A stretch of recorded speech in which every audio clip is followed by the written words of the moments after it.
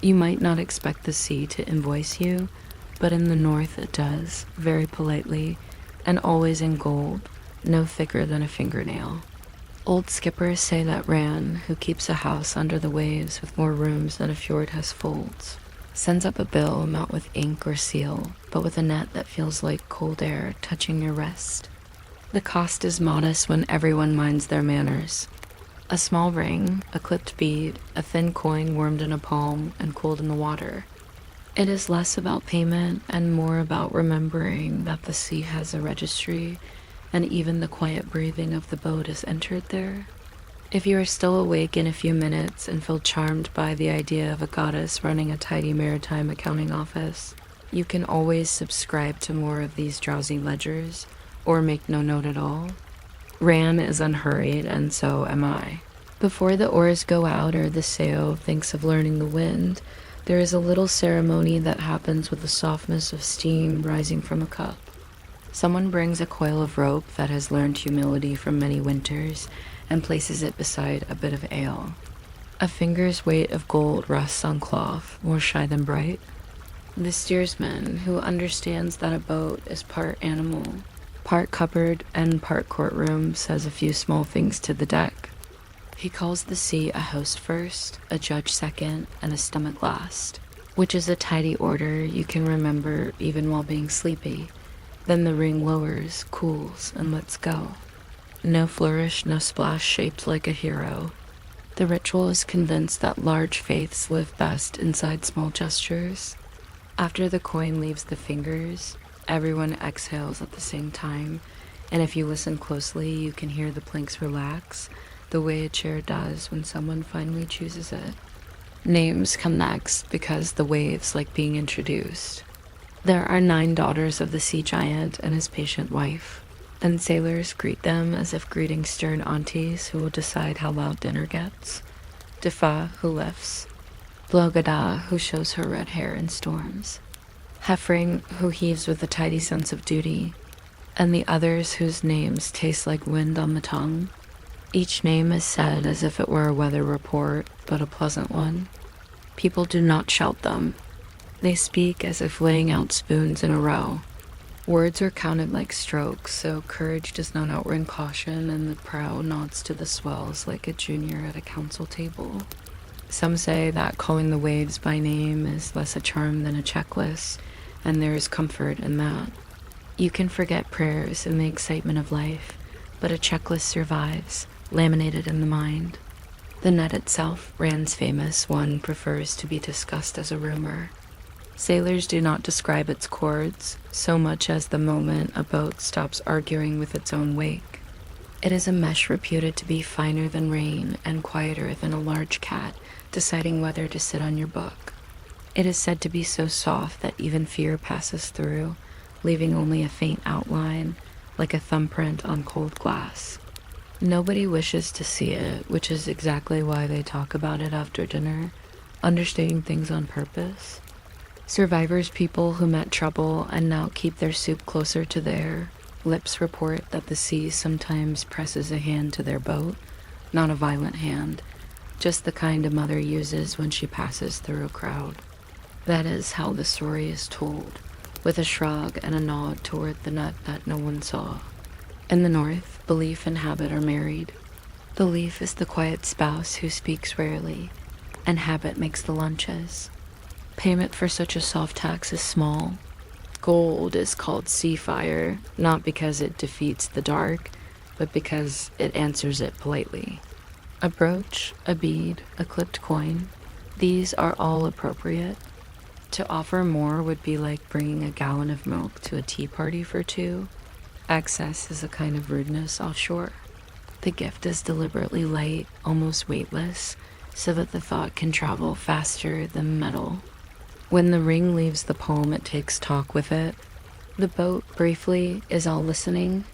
If someone forgets and tells a long story mid-ceremony, the others wait patiently until the sea swallows the last sentence, which it always does. In these parts, even a goddess appreciates good timing. Loss belongs to the sea too, not as punishment, but as inventory. Sometimes it is a rope that does the disappearing. sometimes a chest, sometimes a name. It is never random to the old hands. They say that Rand keeps the tidy balance book that people imagine justice to own. What the sea keeps, it keeps with a lesson in measure. A token from a wreck, perhaps a nail that remembers having been a nail, is lifted from the shingle, wrapped in cloth, and kept in a dry chest. It is not worn. It sits like a thought at the back of the room. Mourning here has the patience of knitting. The stitches do not hurry. Someone will say that memory is ballast and steadies more than stone, and others will nod, especially the ones who like their tea so strong it passes for advice. When friends make a truce after an argument salted by weather, the oaths are simple, as if designed to be recalled in cold fingers. One hand rests on the loom that mends the net, one on the boat's thwart that teaches backs how to row. The promise is not dramatic. To watch the weather, respect the shoal, count the crew aloud at the turn of the tide. Knots are tied to remember those minutes. Not bright knots that show off their cleverness, just the ones a grandmother would choose reliable, with no appetite for applause. Each landfall, when the oars sigh and the boots meet the pier, a knot is untied and set aside. It is untying, really, that is the ceremony. A devotion learned to row backward into calm water. People who fancy philosophy write books about fate. People who keep boats learn the same lesson in chord. What rope keeps is a kind of memory you can touch. You pull a line through your hands and it reminds you that string once lived here and that weather can leave scars on wood the way gossip leaves grooves in a small town. After the crossing, every knot is opened and the rope is coiled in tidy circles that look like a thoughtful snail's trail. There's a pause no one plans, and the crew listens to the harbor's normal noises, someone sweeping sawdust, a gull negotiating with itself until the heart remembers how to be a library again. If sea fire, that quiet gold, has been found stuck among wrack on shore, it goes not to pockets but to water or shrine. The gods are not offended when a coin travels twice. They are accountants with a taste for exactness. Found gold buys attention before it buys anything else. People do not like to admit it, but attention is the rarest currency. At the slip, a small ring taps the gunwale as if reminding the boat of its manners. Names are spoken softly for those whom the net kept, and a lantern is shaded so it does not tell stories to the night air. Tomorrow's rope is laid out straight, so dawn will not trip, which is admittedly superstitious but harmless, like stirring porridge in one direction because that was your ancest's rule, and she was a formidable woman. Before sleep, someone checks the seams of a mitten and the seams of a heart with equal seriousness. When they say discipline, they mean devotion that learned to row. The words sound stern, but they sit down like a cat and proceed to nap. All of this rests inside the larger etiquette of water, which is less about fear and more about remembering you are a guest. The sea loves seasoned manners. Boats who say please, boats who know their depth and do not boast about their width, come home with better stories, which is to say, duller ones told with calmer voices.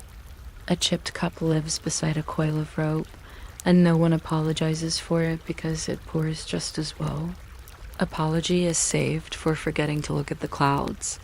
The real drama is in the inventory of small friendlinesses, the way someone passes a spoon, the portion of cheese saved for the watch that ends coldest, the habit of wiping the compass glass as if it were a friend's spectacles. There's a joke that Bran likes politeness because it means less paperwork. The joke gets a laugh, but softly with mittens on. The 9 daughters are greeted again at the long predictable times, the tide when fish reconsider their life choices, the moment the fog chooses.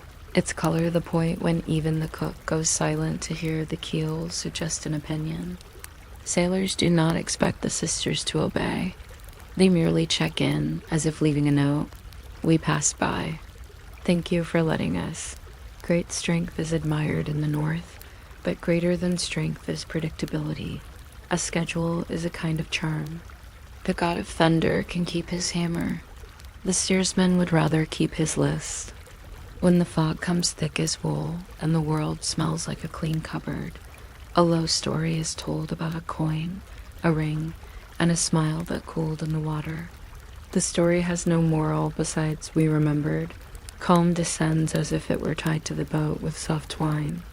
Even markets understand this sea accounting.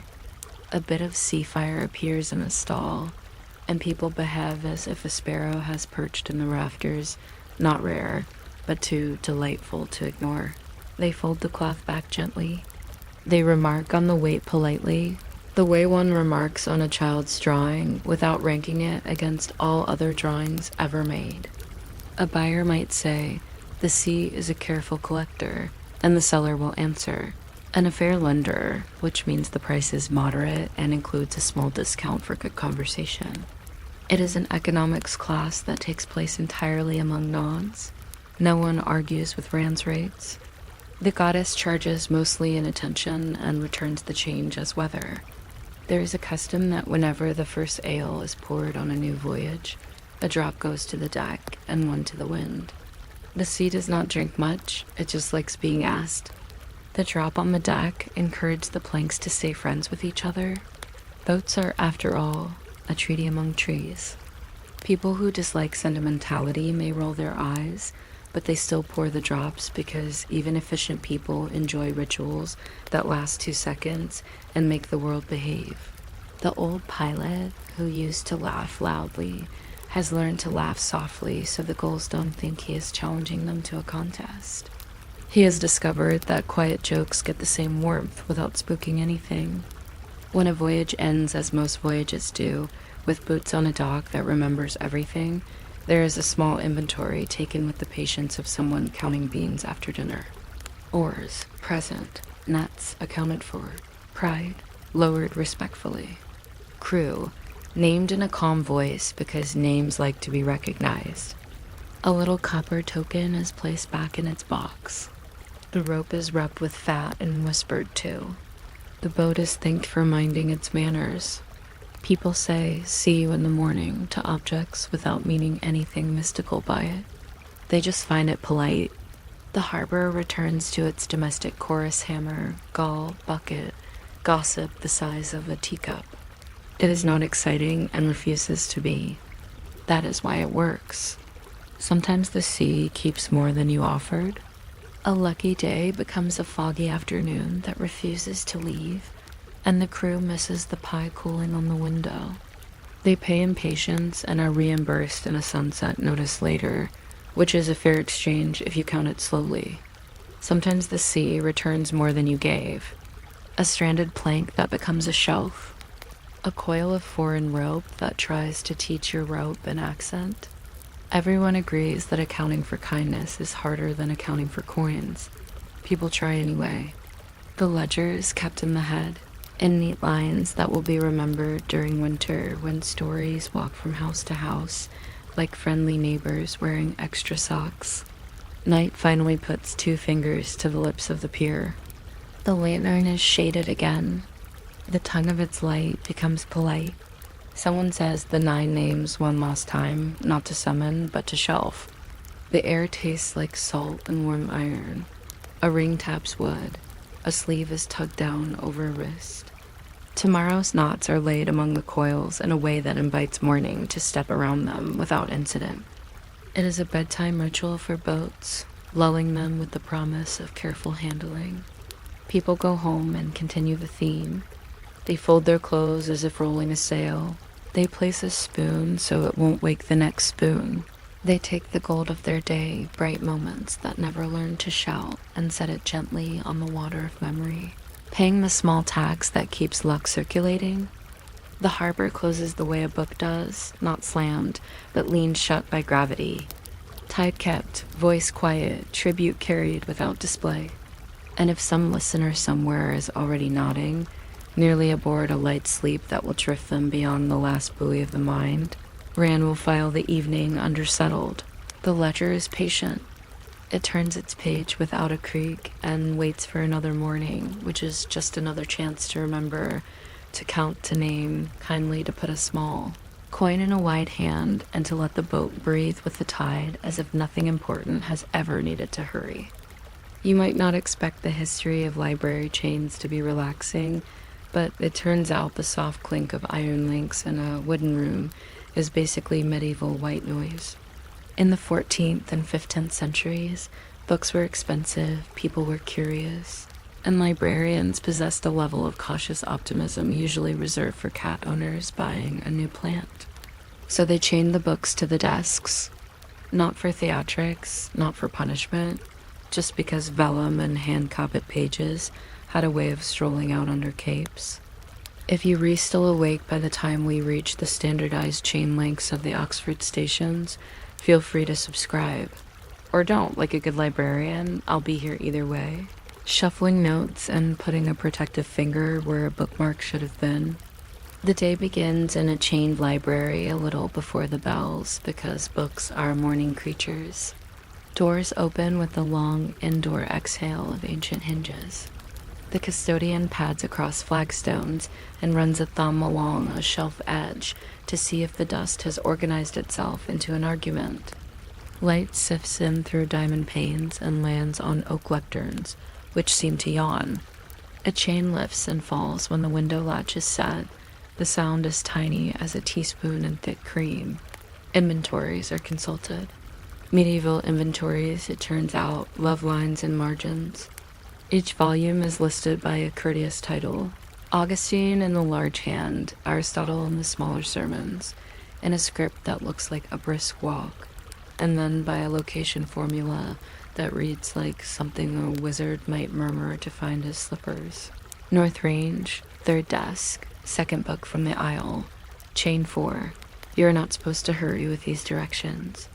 The directions do not hurry with you. Every book has a staple in its wooden cover, a modest iron cuff, and from that staples a short chain, which ends in a ring, which slips over a rod that runs the length of the desk. The chain is just long enough for the book to be opened and read with dignity, and just short enough to make the idea of a sprint seem comical. People sometimes imagine heavy manacles or dramatic man-sized chains. In reality, the links resemble polite pretzels.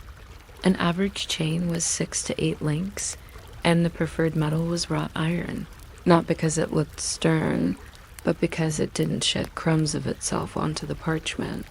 Librarians notice crumbs. They also notice the little squeak a link makes when it remembers last winter. To dull that squeak, a rag with a smear of tallow greets the first reader like a doorman with gloves. The ritual is unremarkable, and that is very much the point. Readers stand to read, which the old furniture enforces gently, the way a hat stand enforces hats. Each desk is a sloped board, wide enough to be generous, narrow enough to keep elbows interested in manners. The book lies face down when closed to protect the chain and the staple. You might think chains would be fastened to spines, but no, that would hurt the binding. They're attached to the front cover near the foredge, so that when the book is put back, the foredge faces out. This means the shelves present a parade of shaved parchment edges, smooth and pale as the inside of a loaf, with titles written along them in a hand that remembers feathers. It is a filing system with its own gentle logic. Find the desk, then the rod, then the ring, then the book, then your place.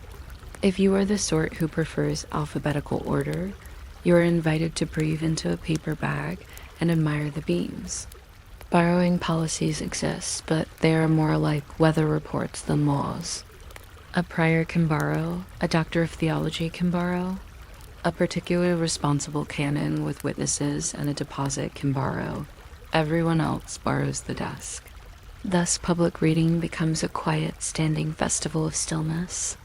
People who have come to think with their hands rest those hands on oak, and the oak, in return, steadies their thinking. The chain marks a radius on the desk as gently as a compass. Marginalia accumulates in cautious flourishes, small hands conversing across centuries, a pointing finger, an NB, a little nota bene with ambitions. Librarians pretend not to notice the marginal arguments about whether the saint said that, or whether this Greek verb really means what the commentator insists. Pretending not to notice is part of the job. Like watering plants, you have diplomatically renamed perennials. A favorite piece of trivia, useful if you ever need to lull an insomniac, is that chain lengths were sometimes standardized by station. The station is the whole desk and route arrangement, a sort of parking place for books. In Hereford, at one time, many chains were measured at roughly 15 inches between ring and staple, which is conveniently the distance from an average reader's nose to the place where the page reaches maximum legibility. There's no surviving memorandum that says 15 inches suits noses, but readers lean alike in all centuries. The locksmith who made the chains understood readers the way a good tailor understands shoulders. If a chain is too short, you stand like a cautious Huron. If too long, you slouch into the kind of philosophy that produces poems with too many clouds. The locksmith knows the librarian, and the librarian knows the smith's schedule the way bakers know a village's appetite for bread. Links are hammered on a weekday afternoon when sermons are being drafted and nobody is using Aristotle. The smith delivers in a leather sack that looks like a very serious lunch. Each chain is tested with the same tenderness people reserve for testing a pear. Lift, tilt, listen, decide. If a link sticks, the librarian's file sings a thin song, the kind of song that convinces the link patiently to participate in civilization. Receipts are written in that unhurried medieval way. For 5 chains and repair of 1 staple, 2.50. The halfpence is not haggled over. The chain either behaves or it doesn't, and if it doesn't, it will soon. Catalogs bloom because catalogs love a chain library, the way maps love islands. A 15th century catalog from a certain cathedral lists not merely titles, but also who gave the book, who blessed it, which feast day is the best for consulting it, usually not during the feast, and sometimes the color of the initial letter, because the color, frankly, is worth remembering.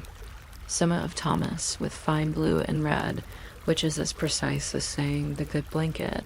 The catalog even records whether a book is kept in the choir, for liturgy, or in the cloister, for study, or in the library chained. That last phrase becomes a badge of routine. Chained means available and not currently missing behind a well-meaning monk's curtain. What do readers actually do there, chained to slanted wood? They read aloud to themselves, softly, because medieval Latin hums better when it has air around it. The room twitches with whispers. Someone taps an abacus with the same rhythm one uses to cool porridge. A monk rubs pumice over a page the way a cook rubs a board with salt. Outside, a bell yawns. Inside, a chain slides an inch because the reader has reached for a gloss in the margin, a tiny ladder of commentary on the commentary. The chain is neither annoyed nor proud. It simply permits. The permit is the soul of the device. Modern analogies to laptop security cables might be made here, but the chain does more than guard. It allows a steady closeness. It keeps the book from wandering and keeps the reader from wandering too far away from what's on the page. It is the first ergonomic constraint to make itself beloved. Occasionally, a scholar with better hair than judgment proposes removing chains to encourage borrowing. This is discussed in the minutes with politeness that could butter bread.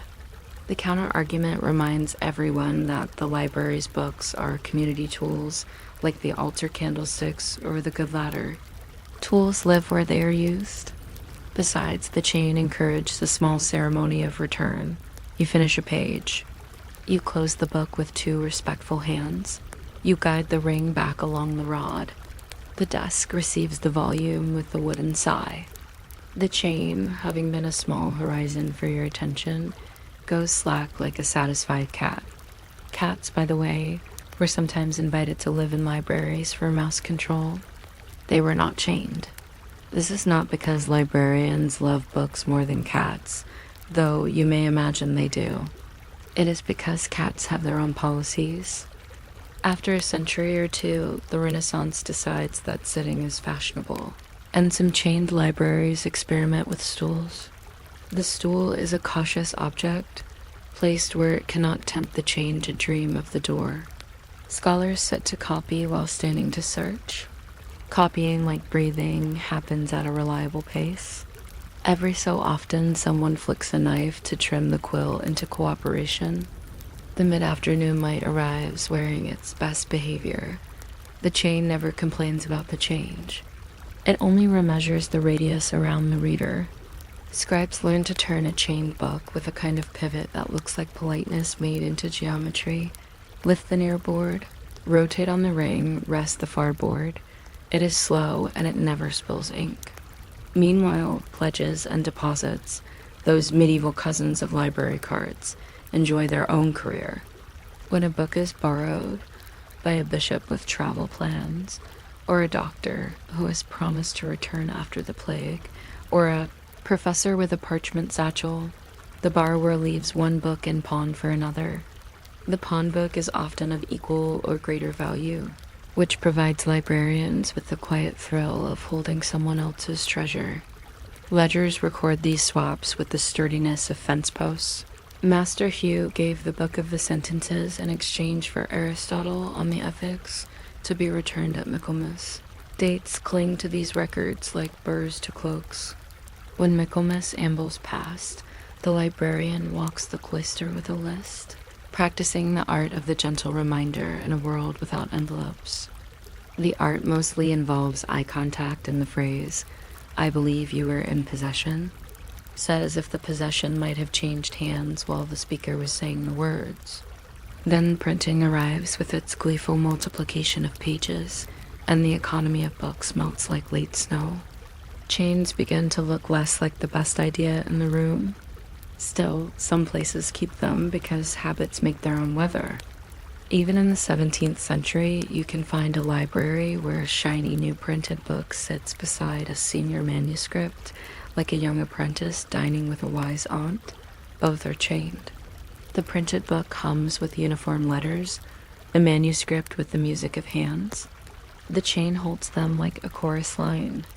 Students who have learned to return chairs under tables will understand the ethic immediately. You use a thing calmly. You leave it kinder than you found it.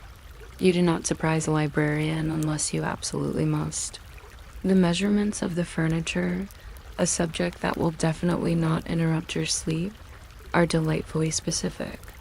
Desks often rest at a slope of about 30 degrees, which is a civilized angle for both binding and posture. Rods that carry rings sit in grooved blocks at the front edge, so the chain hangs in a dainty catenary curve. The best rods spin slowly in their beds if a ring is tugged, which means a thief who attempted a discreet slide toward the door would discover that the rod prefers to turn rather than travel. This is the medieval equivalent of a subtle nope. In some places, the rod ends in a carved beast head, with the practical function of keeping rings from flying off, and the added benefit of watching readers with a friendly wooden glare. There is a small category of readers who swear that the beasts look relieved when a difficult paragraph is finally understood. Now and then a chain breaks. The break is never dramatic. A reader raises a hand. The librarian brings a small box of mercies containing rivets, a punch, and that soft tallow rag. On the repair slip, one finds a note that is very nearly a lullaby. Link mended for Gregory's homilies. Reader departed with thanks. Another favorite, found in a cathedral's accounts, listed for the oiling of chains, 1/2 ounce. For the sharpening of penknives, 1 penny. For the sweeping of the library in Lent, 1/2 day. The effect is that of a calendar that respects chores. These were not glamorous institutions. They were laundries of the mind, and their best virtue lay in doing the same small thing again with care. Closing time happens in the same key as opening. The custodian leans along the desks, ensuring each ring rests in its usual nest. 4 edges with their tidy ink titles line up like thoughtful teeth. Someone returns a stool to its spot and looks, for the fun of it, to see whether the grain of the oak has changed its story since last Thursday. It has not. The window latches accept their evening position, and the chains sigh with them. A final glance toward the catalog shows nothing has changed except for one corrective note, added in a careful hand. The Book of Moral Examples is now to be sought at the 4th stall, not the 3rd because of the addition of VelvetHist. VelvetHist, centuries dead, continues to cause small furniture movements. It is a gentle sort of disruption. When the door closes, the room does not go dark. It simply becomes unread. The chains rest like quiet punctuation across the desks, commas for tomorrow. In time, many chains will be removed, not angrily, but in the matter-of-fact spirit of replacing boots that have done their walking. A few libraries will keep them for centuries, not as museum tricks, but because the arrangement still suits the room's manners. People will come to see, point softly, and learn that even the practical acts of keeping and lending, when repeated with patience, turn into customs, and customs into a kind of music. If you have drifted nearly past the point of listening, you can imagine the faint clink of one ring along one rod somewhere, the measurable length of iron deciding the exact place where a page can be read comfortably. There is no great twist to the history of chain libraries, only a calm commitment to preventing chaos with links and lists. The names of donors whisper from old labels. John, who loved books, which is both entirely ordinary and exactly the right amount of declaration. The chains did not imprison knowledge. They allowed it to be present without fear of wandering off. They looked plain and did their work with that unshowy loyalty we tend to assign to kettle hooks and good brooms. If our own devices now are tethered by passwords rather than iron, the courtesy is cousin to the old one. Fix the world gently where it can be found again. So the night is free to continue filing itself. The catalog sleeps with its pages closed, but its order intact. The locksmith has finished his day and left the last ring to cool. The librarian folds the key into a pocket that always has lint and never has coins. And somewhere in the tall hush of the stacks, a chain shifts because wood also dreams, and the dream is of a reader leaning in exactly far enough, not an inch more, to meet the page at that nose-measured distance, in a room where everything that matters is attached softly to the place where it belongs. You might not think a civilization could spend 600 years arguing politely about the length of a stick, and yet here we are standing in a cloth. Mark it where the most powerful object is a smooth rod of wood with tiny scratches on one side, and a name that sounds like a minor character from a winter fairy tale, the owl. The sun isn't up yet. Someone sweeps. Someone lays out folded lengths of broadcloth shaped like carefully stacked dusk. A beetle hangs a bell where it can make reasonable noises. The merchants don't look at one another first. They look at the stick, the way bakers glance at ovens. If you're still awake when we get to the part about the difference between a nail and a thumb, feel free to subscribe or just yawn in approval. Your approval will be measured in peaceful inches. The market keeper arrives with an official wand, not a metaphorical wand, an actual wand, a yard or an owl, sometimes both, depending on what the town believes in this decade. It's ash or boxwood chosen because boxwood is so patient it practically apologizes when it dents. There is a brass shoe at one end to discourage enthusiastic floor meetings and a small hole at the other to hang it away from mischief. Down one edge, faint but confident, are little notches, the nails. These are not fingernails, though many have been tapped with them. They are divisions, old friends of the cloth trade. A yard contains 4 quarters. Each quarter contains 4 nails. Each nail is the length that tailors learn with their hands before they learn with their heads. It's not a secret language, merely a gentle one. A buyer points, a seller nods. The stick says how much, and everyone relaxes because the stick has no relatives. Now, the owl is a wanderer. In England, the owl is longer than a yard, somewhere about 45 inches, a length that suits cloaks and the ambitions of sleeves. In Scotland, the L is shorter, as if someone trimmed it to make it clever. In Flanders, the L is different again, as though the North Sea preferred compact arithmetic. Across the channel, the French Aune has its own ideas. These measures share a family resemblance, long enough to be useful, specific enough to cause correspondence, and so a bolt of imported cloth will carry a little tag explaining that it was measured by a foreign cousin of your local stick. The tag is not legally necessary, it is socially necessary. People in markets love to keep friends and measurements separately labeled. When a Flemish owl comes to an English stall, the one must make peace between them, and it does, in the quiet way good furniture keeps holidays orderly.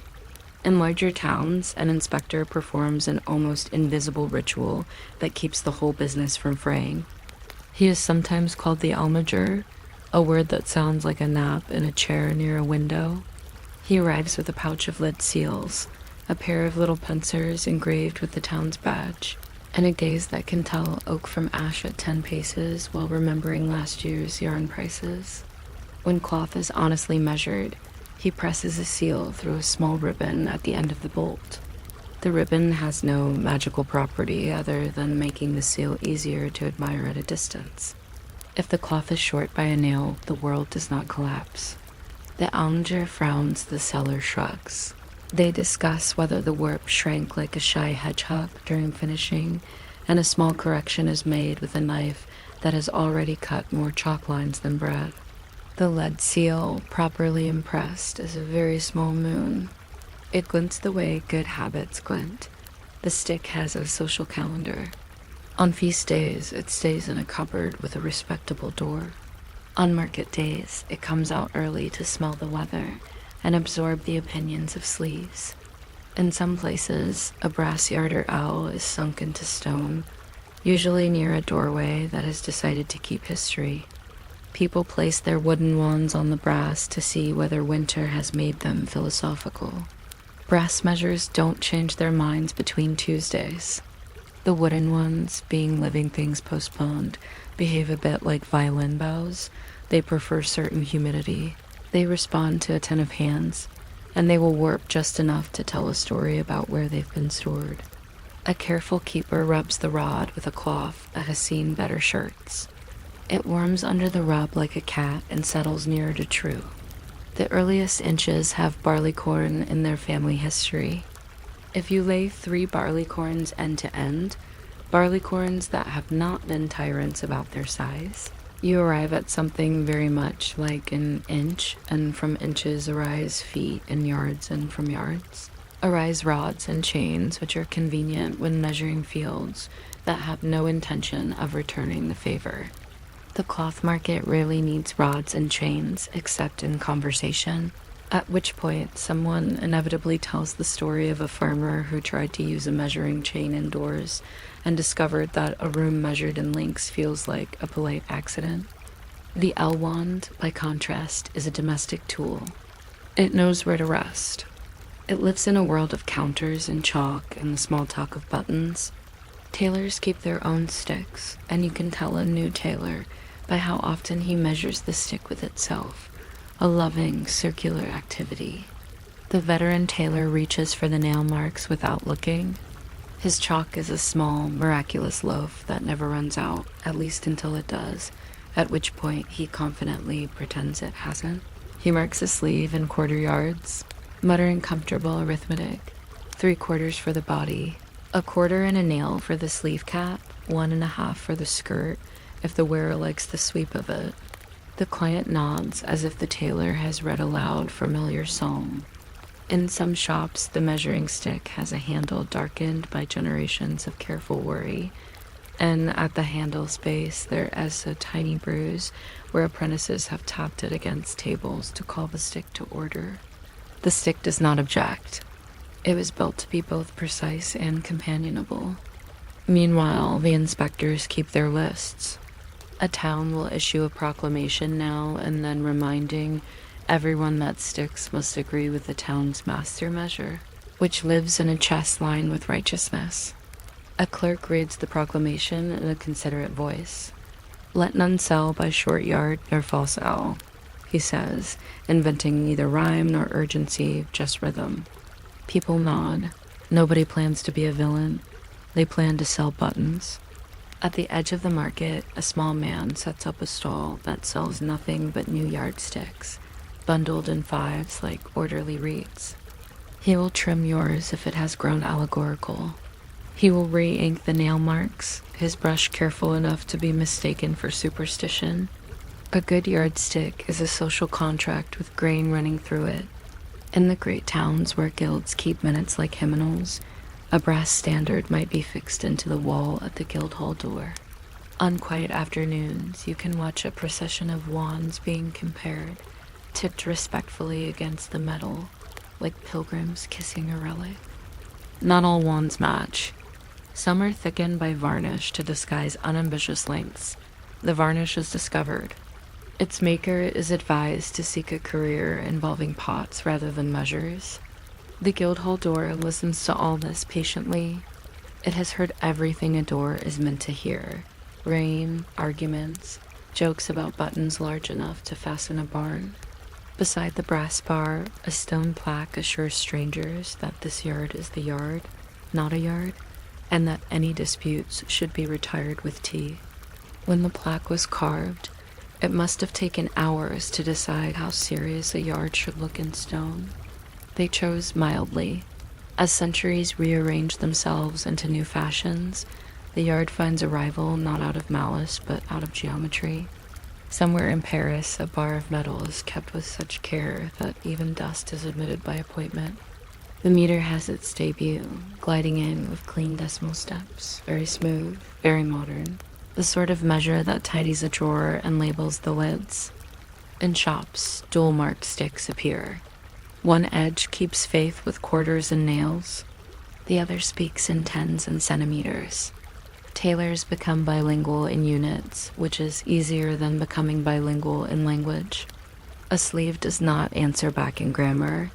In some countries, the change is firm and official. In others, it is gradual and polite.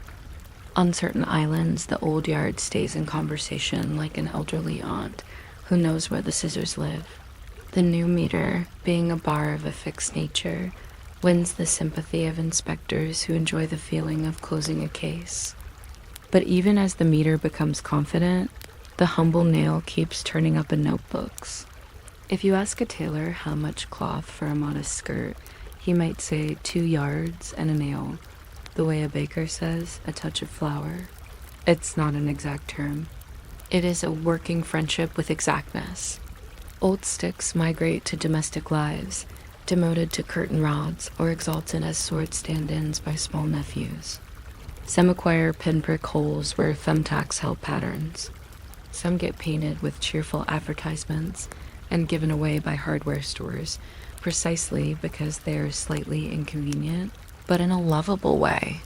The tape measure, when it arrives with its clever spring and its unassuming tin box, is convenient in every way. It curls up like a sleepy eel. Yet even in the drawer where it naps, there's often a wooden yardstick alongside, holding its line quietly like a neighbor who waters your plants and never takes credit. Guild rules carry on into the age of windows and gas. Inspectors who once stamped lead seals now stamp tiny crowns into the heads of measures. A soft ding that says a human being paid attention to this object and found it plausible. A shop fine for using a short yard generally protests, not because of the money, which is modest, but because it feels like being accused of undersalting soup. The best defense is to produce a stick that has known the brass at the guild hall door. That brass has been rubbed shiny by generations of honest intention.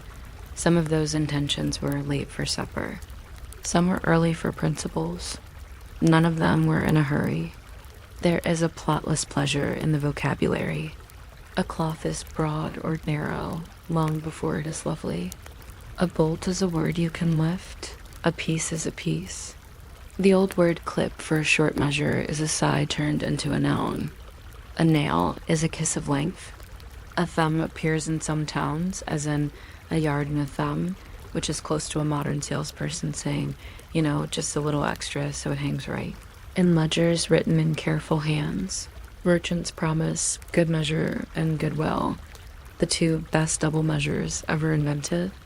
When disputes do arise, they involve very small distances and very large politeness. "If you will allow me a nail," says the seller. "If you will grant me a thumb," says the buyer. And the stick, patient as morning, continues to remark the truth in wood. In workshops, the stick becomes a method as much as a measure. Drapers lay fabric along it to teach apprentices the idea of straight. Cloth, being just organized threads, likes to relax diagonally the way thoughts do when a window is involved. The stick convinces it to behave. You can hear the thump and slide of bolts, the whisk of brushes knocking lint off felt hats, the little test of someone discovering that a sleeve head and a collar have taken an interest in long division. The stick doesn't mind if it is the moral of the story or merely the table of contents. When the tailor takes lunch, he leaves the stick across the fabric like a bridge the cat isn't invited to cross. The cat crosses anyway and contributes exactly one hair to the next century. Even far from the market square, measures continue their quiet career. In shipyards, where planks learn to be hulls, the yard persists as a familiar thought, though the meter stands nearby with its hands in its pockets, not interfering, not yet famous. On farms, the measuring rod yields to the counting of seed bags and fence posts, neither of which requires decimals to feel honest.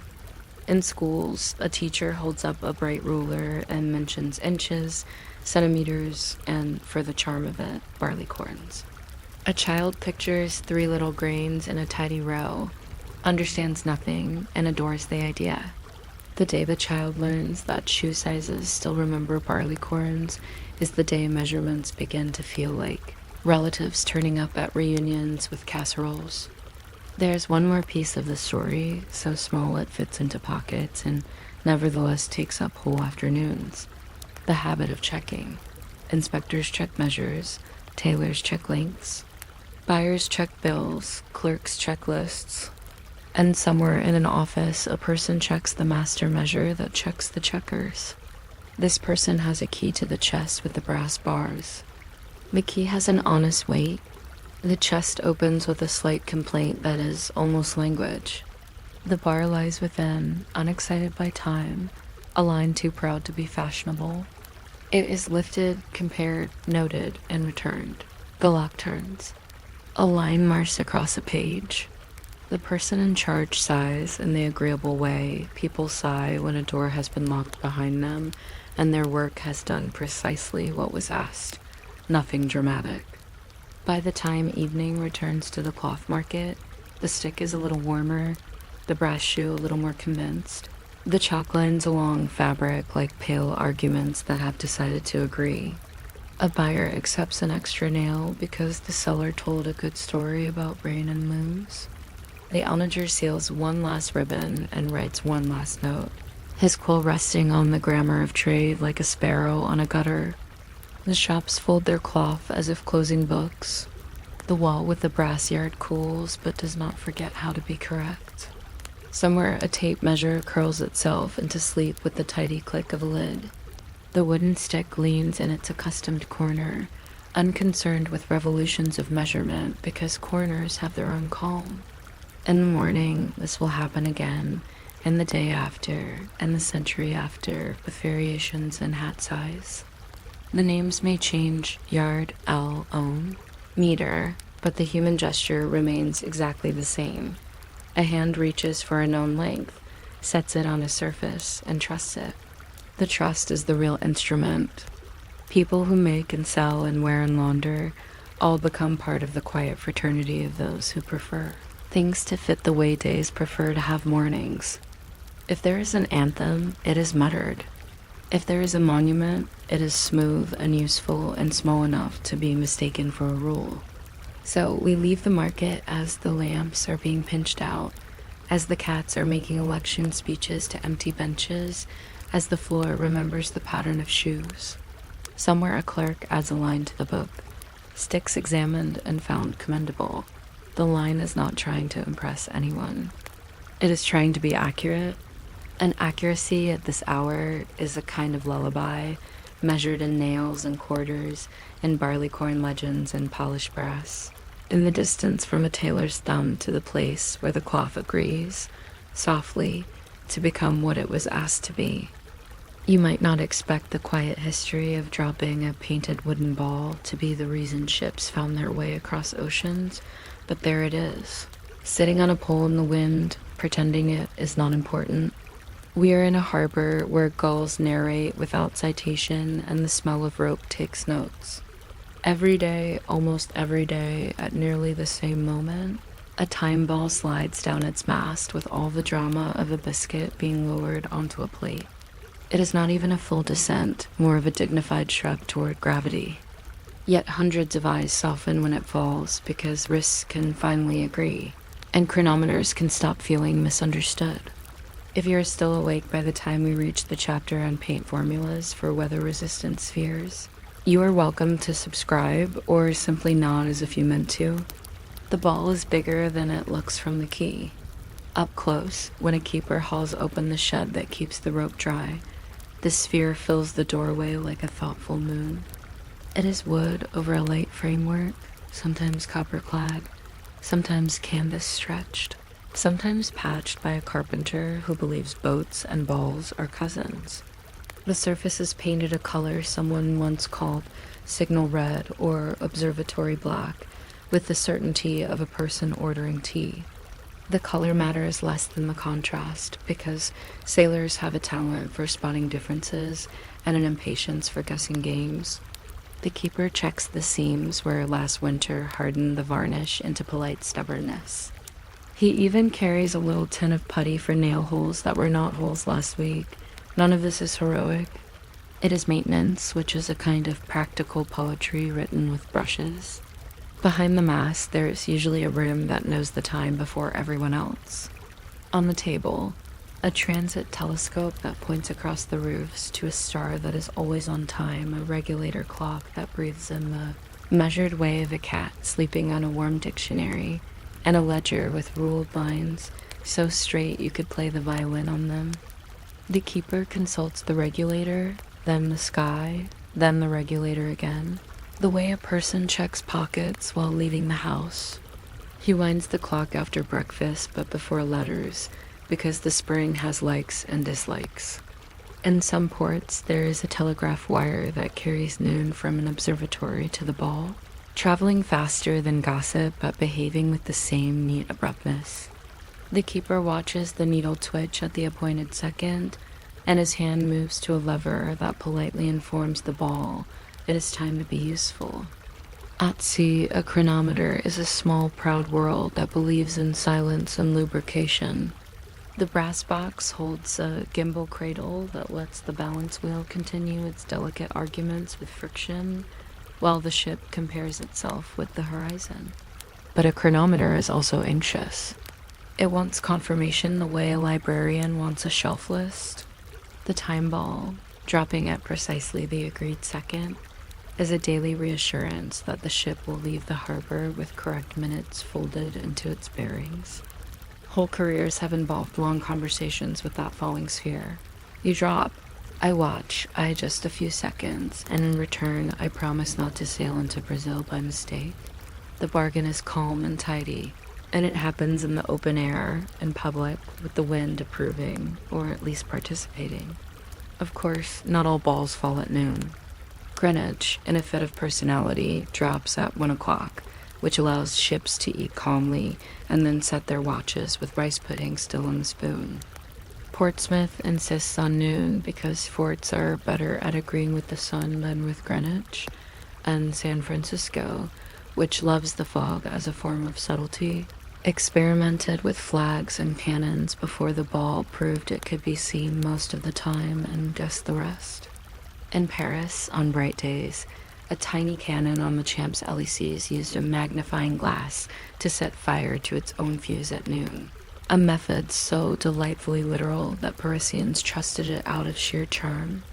The number of people who stood within sympathetic distance of that noon cannon and never noticed it because they were thinking about lunch is statistically enormous. This is the correct response to punctual explosions.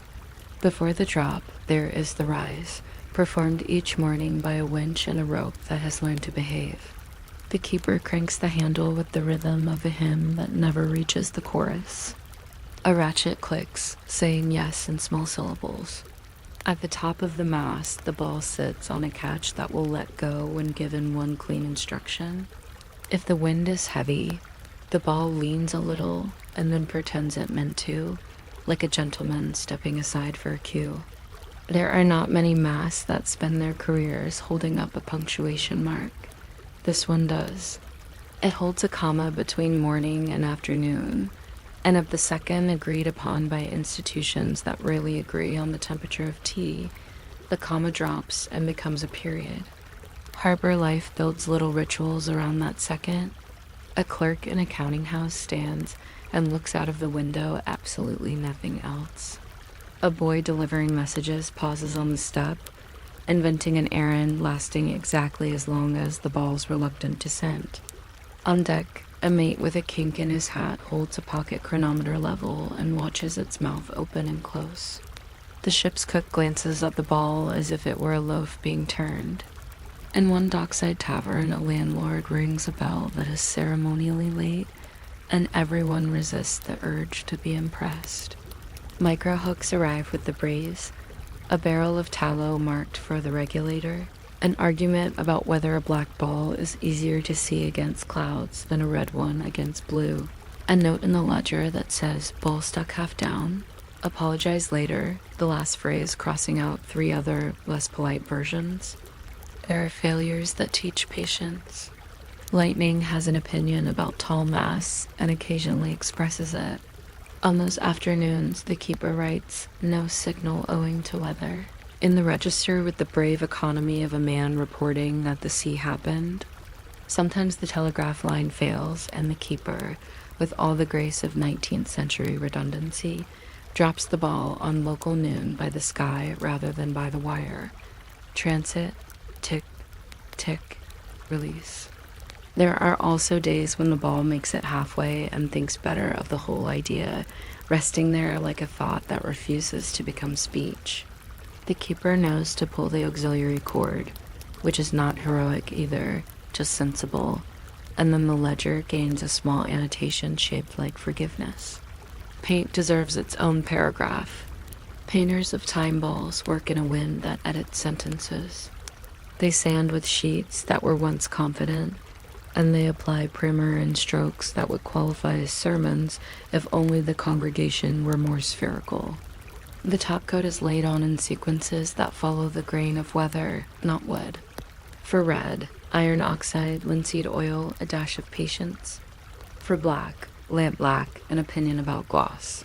For white, in places where white seems like a good idea, a promise to repaint soon. A well-painted ball sheds rain like a duck's remark.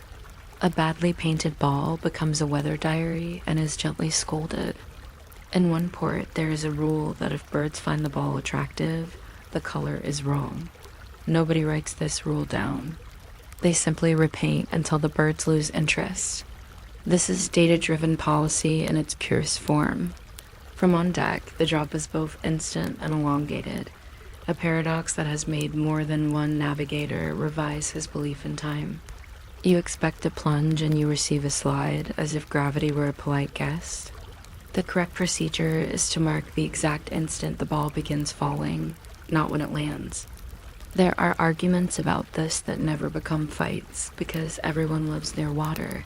The mate announces, "Mark," in a voice that suggests a successful buttoning of a difficult coat. Hands adjust watches. A pencil writes Cron plus 3.1s, and in that small dot above the 1 lies a ship's longitude. It will be kept in a drawer with twine and optimism. The conditions recorded by keepers are happily thorough. There is always a column for wind, another for visibility, good, fair, tolerable, nautical, and sometimes a remark column that becomes a tiny literature. Ball perceived by a GMS resolute at anchor, one line says. Ball not perceived by Mrs. Ambrose, another confesses, owing to awning. A favorite entry reads, ball dropped at 1 hour 0 meters due south by wire. Protested by Mr. S., who states his watch fell into soup. You cannot legislate against soup. but you can keep meticulous time near it. The registry binds years into a very slow book you can read in an afternoon if you prefer narrative without incident. In places where noon was a luxury, they used sound instead. Time guns snored from forts and rolled across roofs like furniture being moved upstairs. There is a famous afternoon when the Edinburgh gun was late because the list of powder charges had been tidied into alphabetical order and someone spent 2 minutes appreciating it. On foggy coasts, bells were more trustworthy than balls, and so time was heard first, seen second, and believed third. People setting their watches to a cannon learned to allow for echoes. In the language of keepers, this becomes correction for hill, which is a precise way of saying you live near stone. If you're measuring your day by where you live, you are already doing history correctly. Telegraphy changed the flavor of certainty. Before, each port had a personality, and noon looked a little different in each one.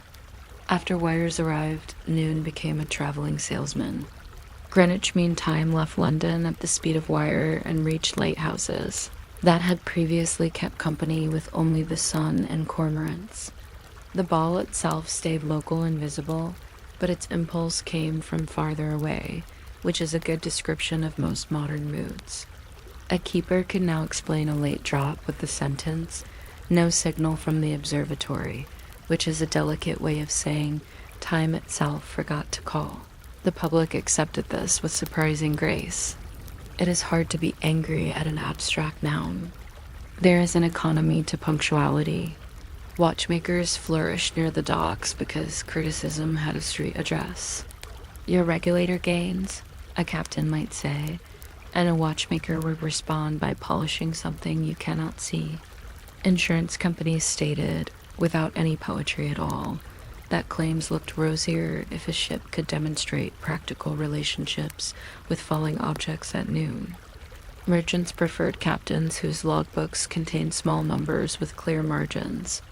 Even the baker in the lane learned to take loaves from the oven exactly when the ball fell, because the harbor provided a bell louder than his own, and the crust thanked him. Punctual bread is not a metaphor here. It is breakfast. A gentle rivalry grew between places that adopted time balls early and places that preferred to remain defiantly late. Sydney erected a splendid mast on Observatory Hill and taught the wind to be patient. Boston tried a ball, forgave it, tried again, and eventually decided that lighthouses had earned the right to be extremely practical. In Tokyo, an early ball near the foreign settlement performed its duties with ceramic seriousness until earthquakes reminded everyone that vertical is a negotiated position. Each city formed a club whose only rule was "see you at noon," a rule honored by thousands who never met.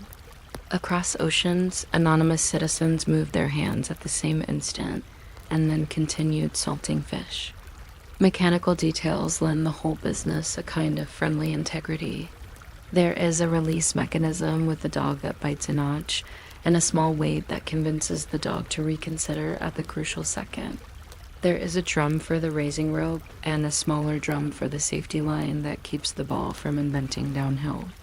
There's a little platform where the keeper stands, and the wind decides whether his hat enjoys its employment. In some places, the keeper wears a key on a ribbon because pockets and ladders argue. There's sand in a bucket because metal insists on teaching both sparks and humility. In the corner, there is always a stool, and on the stool, a pair of spectacles resting exactly where they can be found, which is the clearest sign that serious time work is underway. The decline of the ball is as gentle as its drop. Radio insisted, and people obeyed. Time began to arrive in dots and dashes, in signals named after transmitters, and numbers that emerged from headphones like shy insects. Wristwatches, suddenly able to live entire lives without being shocked by a cannon, lost their awe of the waterfront. Some balls were retired to museums where they sit indoors looking like trophies from a sport that won by not moving. Others remain on masts and continue to drop, not because ships need them, but because cities like the shape of a custom. Tourists applaud. Children calculate how heavy it must be. Old sailors look up exactly on time out of muscle memory and then pretend they were admiring clouds. It would be difficult to make a stronger claim for the romance of the thing than this. Every drop is a small democracy. The keeper has his lever, the observatory has its star, the telegraph has its wire, the ship has its chronometer, the baker has his loaves, the clerk has his entry, the child has her neck craned, and for 1 second they agree. Agreement is not loud. It is a public hush.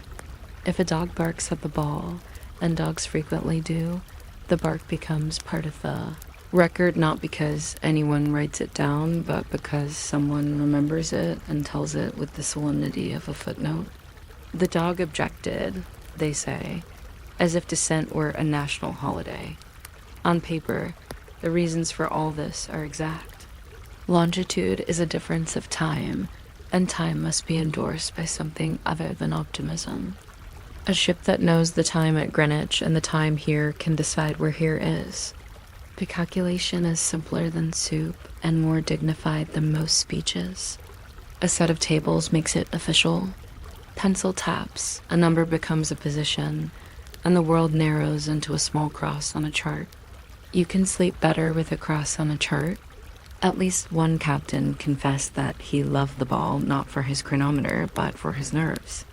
It falls, he wrote, and I cease guessing. There's a final kindness in the persistence of old procedures. Even where radio and satellites make noon available by the handful, someone still walks out to a mast, checks a rope, and makes a note. We do not keep these rituals because they are efficient. We keep them because they are decent. If time can be polite, we can meet it halfway. In one harbor, the keeper waters a pot of mint beside the regulator and says the plant likes punctuality. In another, a ball that hasn't searched ships in years still descends every day except Sunday and very bad Mondays. People look up less often now, but when they do, there is the same ordinary gratitude, the feeling that something small has happened properly. By the pier, evening mends the color of water. The keeper closes the shed door, which clicks with the humility of a good latch. He writes ball dropped in the ledger and does not need to add as usual. The mast reduces itself to a quiet line against buildings that have memorized the harbor. Somewhere a cook removes a loaf at exactly the right moment without thinking why. Somewhere a chronometer keeps time for no voyage in particular and feels content about it. The ball waits for morning, full of useful emptiness, like a punctuation mark between today and whatever the next day decides to be. And if you find your eyes getting heavy as you imagine it falling, that is perfectly in keeping with the long tradition of people who set their watches and then, with nothing urgent left to do, let the calm second afternoon become a nap. You might not expect a little glass timer full of sand to have opinions, but the old hourglass has quite a few, and most of them are about dryness. It prefers the air to be mildly embarrassed rather than humid. It likes to be turned with a wrist that has thought about it first. It enjoys a shelf that does not wobble, even if the room does. There it sits between a letter and a spare quill, not because it is expensive or rare, but because it is the only object in the room that tries to fall at a steady speed.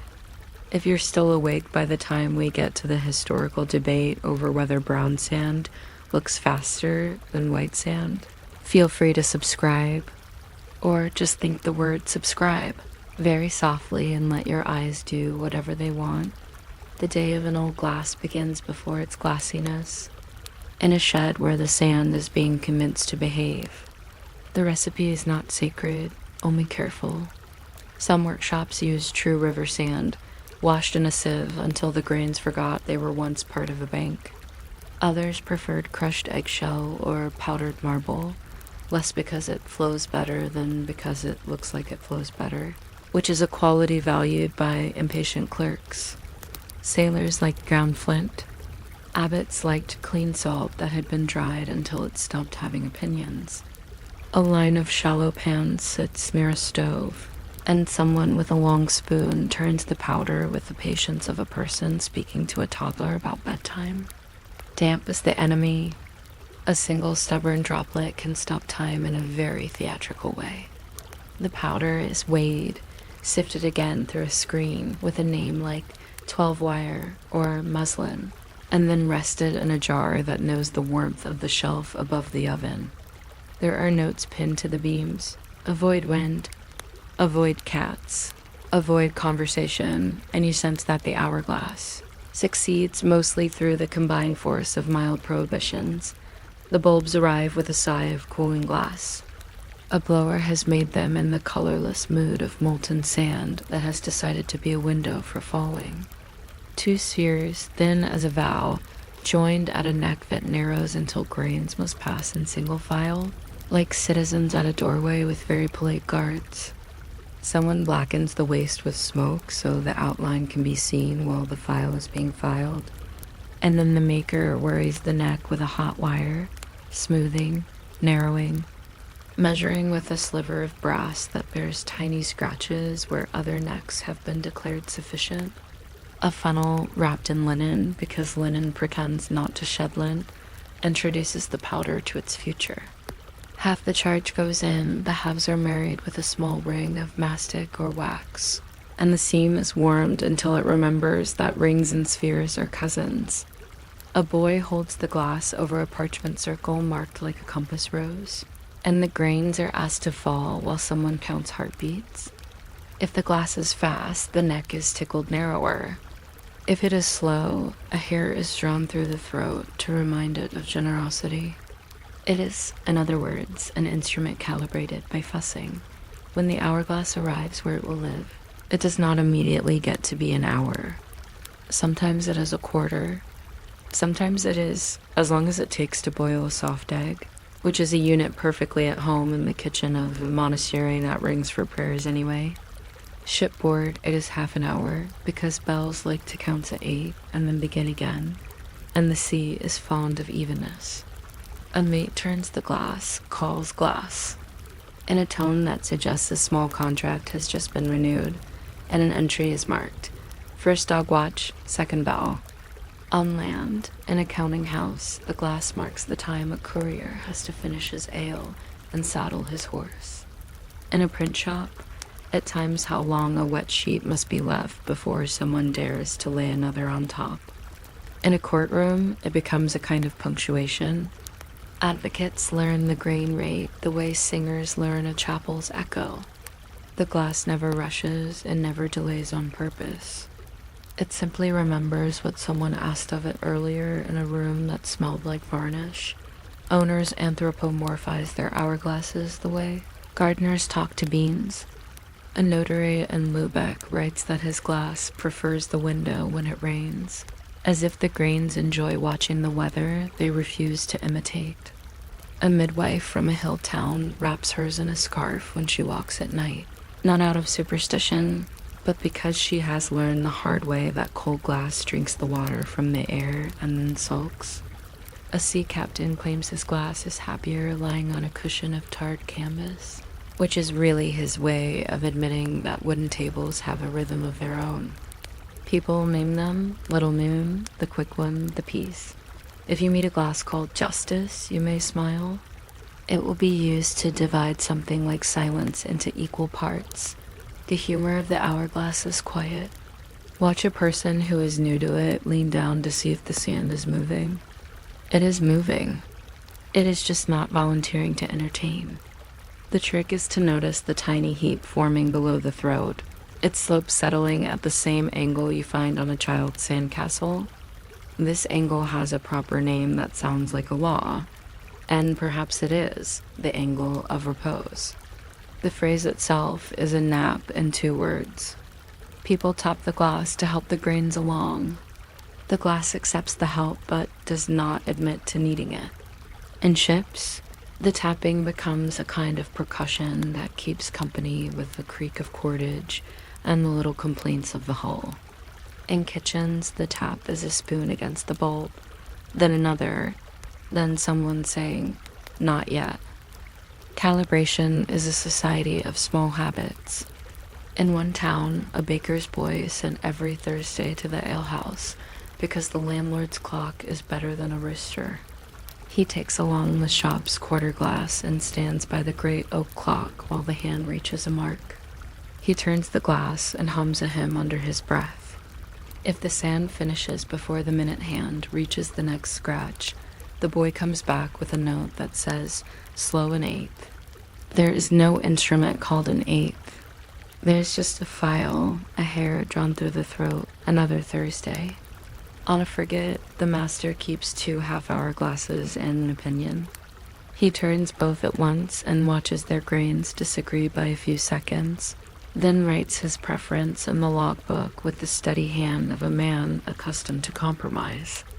When a storm throws the timing off, as storms enjoy doing, he dries the sand in a pan on the galley grill, earning a look from the cook that says, I too have deadlines. There are faults, of course, and the hourglass treats them with the dignity of a civil servant. Static, which is only an invisible enthusiasm in the air, persuades the lighter grains to cling to the upper bulb like guests in a doorway who have not yet decided to leave. A breath settles them. Humidity makes clumps, and the little clumps think themselves boulders. A shake disabuses them. A chip in the throat slows the flow in a way that is both measurable and smug. A glassman with a twisted thread on a stick can polish it away if he is feeling generous and nobody is watching. Some keepers keep a goose feather near the bench, not for romance, but because a feather is just silly enough to tickle a grain's self-importance. There are also moths, a fact that seems unrelated until you notice that moths enjoy linen. And linen wraps the funnel. And suddenly, your sand is full of opinions again. The hourglass is economical in a way that translated into inventories. Towns counted them. 2 for the council chamber, 1 for the public scales, 1 for the debt office where a clerk turned the glass and then looked meaningfully at a gentleman who owed. Ships signed for them with a line that said, 2 half hours, 1 spare, as if time needed a replacement on the shelf. Customs offices occasionally tax the sand separately from the glass, which sounds like a joke until you realize someone wrote the tariff sheet and then defended it in a meeting. A few governments tried timing public speeches with the glass, which ended well for everyone except the speeches. In a prison somewhere, an hourglass was used to ration visits. A note survives. He spoke while the sand descended and then stopped. The gentleman thanked the glass. Painters adored the shape. In Duskside still life scenes, an hourglass stands beside a skull and a lemon and the book everyone promises to read. The lemon is there for color, the skull for seriousness, and the glass because memory likes to watch something do the same thing over and over. In woodcuts, a scythe-carrying fellow holds a glass as if he is a supervisor, but history's footnotes add that the real work was done by apprentices and widows who understood sifting. In churches, a glass could sit on the pulpit, turning a sermon into an arrangement of 20-minute promises. Parishioners learned the sound of the turn, the little double thump, and could predict lunch with accuracy that impressed even the rooks in the linden tree. Some hourglasses developed travel habits. There is a style whose bulbs live in a wooden frame that looks like a gate. It can be strapped to a pack or hung from a nail, and when you turn it, the frame stays still and the sand decides on gravity again. On roads where coaches insist on their own schedules, such a glass helps inns pretend to be punctual. A jest survives about a driver who claimed his glass hung upside down and thus he arrived early.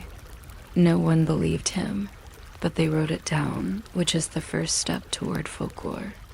The glass rode ships around capes and into doldrums, watched barometers and stars, and returned to land with a tiny film of salt that refused to be polished away. Its wood darkened where hands had learned it. A ship that lost its glass would improvise inventing half hours with the sun, which has never been particularly cooperative about halves. The decline of the hourglass did not scandalize it. Clocks multiplied their gears until time learned to tick.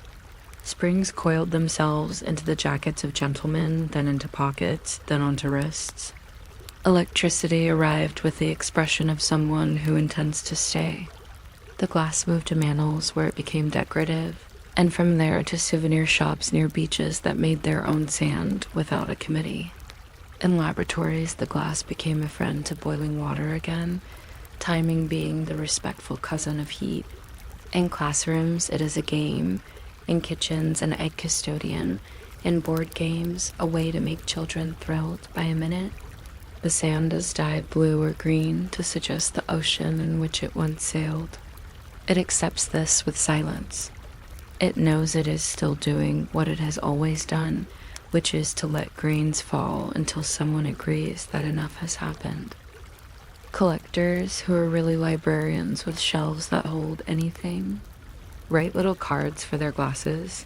Prob, Low Countries, C, 1700, Flint Sand. Heavy neck. They invent categories like confident cone to describe the lower heap. They argue about whether the seam should be hidden under a leather band or displayed bravely like a scar. One has a glass with a deliberate bubble caught in the lower bulb because an apprentice became poetic and the master chose not to say anything. People who visit these collections put their faces close to the glass and their reflections become part of the flow. For a moment, it looks as if a person could stream down the neck like thought into speech, and then the person steps back and smiles, because it is only powder remembering the slope of itself. There is an etiquette to turning that is worth whispering. You do not flip it like a pancake. You rotate it as if pages were being turned slowly in a book you have already read. You pause a breath when the bulbs are vertical. This allows the last few grains to drop, which pleases precision without ruining the mood. You do not tap the glass while looking at someone, because tapping is a private matter between you and a physical constant. If asked how long remains, you say, enough or nearly. The glass has no second hand. It will not conspire with you in the measurement of very small anxieties. It is a teacher of intervals, not a TANT stop by late evening.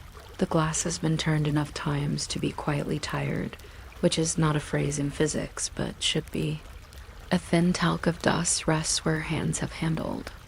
The powder inside looks exactly as it did in the morning because time enjoys pretending that nothing changed. The room has its own angle of repose. Books in drift, chairs abandoned at sympathetic distances, a candle guttering with the mild astonishment of a candle that has just remembered it is mortal. The glass is left upright, sand collected in the lower bulb like an almost finished sentence. Somewhere a clerk straightens the parchment circle used for testing and places it under a weight, because paper also likes to be asked. Somewhere a sailor sets 2 bells and ties a small knot in a rope that will make sense tomorrow. The hourglass waits for the next hand to greet it, for the next small agreement about how long a thing should last, for another day of falling gently toward the same place. If your eyelids feel granular now, that is not a malfunction. It is the traditional side effect of spending time with an instrument that believes in the courteous downward drift of everything that needs rest. You might not expect rectangles to have a favorite size, but over a few quiet centuries, they gradually voted, and the ballot box was a stack of paper. The votes were cast by millers with wooden hammers, clerks with ink on their sleeves, and anyone who has ever folded a sheet and thought, yes, that feels correct. We can whisper about it together, and nothing urgent will happen. If you're still awake by the time we reach envelopes that accurately predict the size of letters they haven't met yet, feel free to subscribe, or just place the idea on the corner of your mind like a paperweight you might forget to lift. The story begins, not loudly, with vats of pulp that look like porridge having a reflective moment. Rags and plant fibers drift through water, then settle onto a wire mesh called a mold, which is both a tool and an opinion. The mesh leaves faint lines and the finished sheet laid lines close together, chain lines farther apart, so even a blank page has a faint memory of its own making. A watermark is pressed in with a bit of bent wire, as if someone has drawn a signature in the wet. You can hold the sheet to the window and the light will politely confirm the author. A mill, a town crest, a little unicorn that has no business being on tax forms and yet is. The sheets are couched, stacked between felts like sandwiches that prefer to be pressed and then hung, and then planed flat with a tool that looks disappointed in wrinkles. Every sheet is a little different, which is charming for poetry and confusing for envelopes. People liked their rectangles, but they liked them locally. Royal, demi, crown, foolscap, and pot were sizes that meant something specific in one country and something approximate in another. A stationer could try to sell you crown, and you might say, politely, that your cabinet is a demi household. Binders developed a talent for translating. They trimmed margins, they smiled forgivingly. They invented the phrase, more or less. Quires came in 24 sheets in some places, 25 in others, 5 quires to a ream if you were counting like a traditionalist, 20 if you were modern and liked the number 5 more than you liked history. Paper does not mind being counted twice, but ledgers do. It is the only feud ledgers ever had. Rectangles, being predictable, became useful for folding. Fold a big sheet once, and you get folio. Twice quarto. 3 times octavo. A small book calls itself a duodecimo with the gentle pride of a child who knows the word chrysanthemum. None of this was global. A folio in Venice could sulk beside a folio in London and insist that the other one is really a generous quarto. Printers coped with imposition schemes, those chessboard diagrams that show where pages should go so they end up in the right order after folding. It's a choreography for numbers performed by paper that does not dance. And yet, patiently, it does. Somewhere between the cathedrals and the counting houses. A physicist with tidy handwriting noticed a rectangle that halves nicely. If one side is square root 2 times the other, you can fold the sheet in half and the child rectangle looks exactly like the parent. The ratio survives every polite fold. Georg Christoph Lichtenberg wrote about it in 1786 with the pleased tone of someone discovering that spoon stack.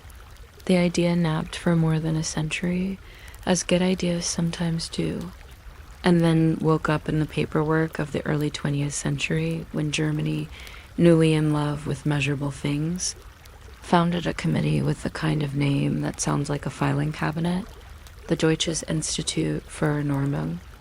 The committee bestowed a letter and a promise. AO would be 1 square meter in area. All the other sizes would be halves, and halves of halves forever, with edges rounded to the nearest millimeter, as if reality needed reassuring.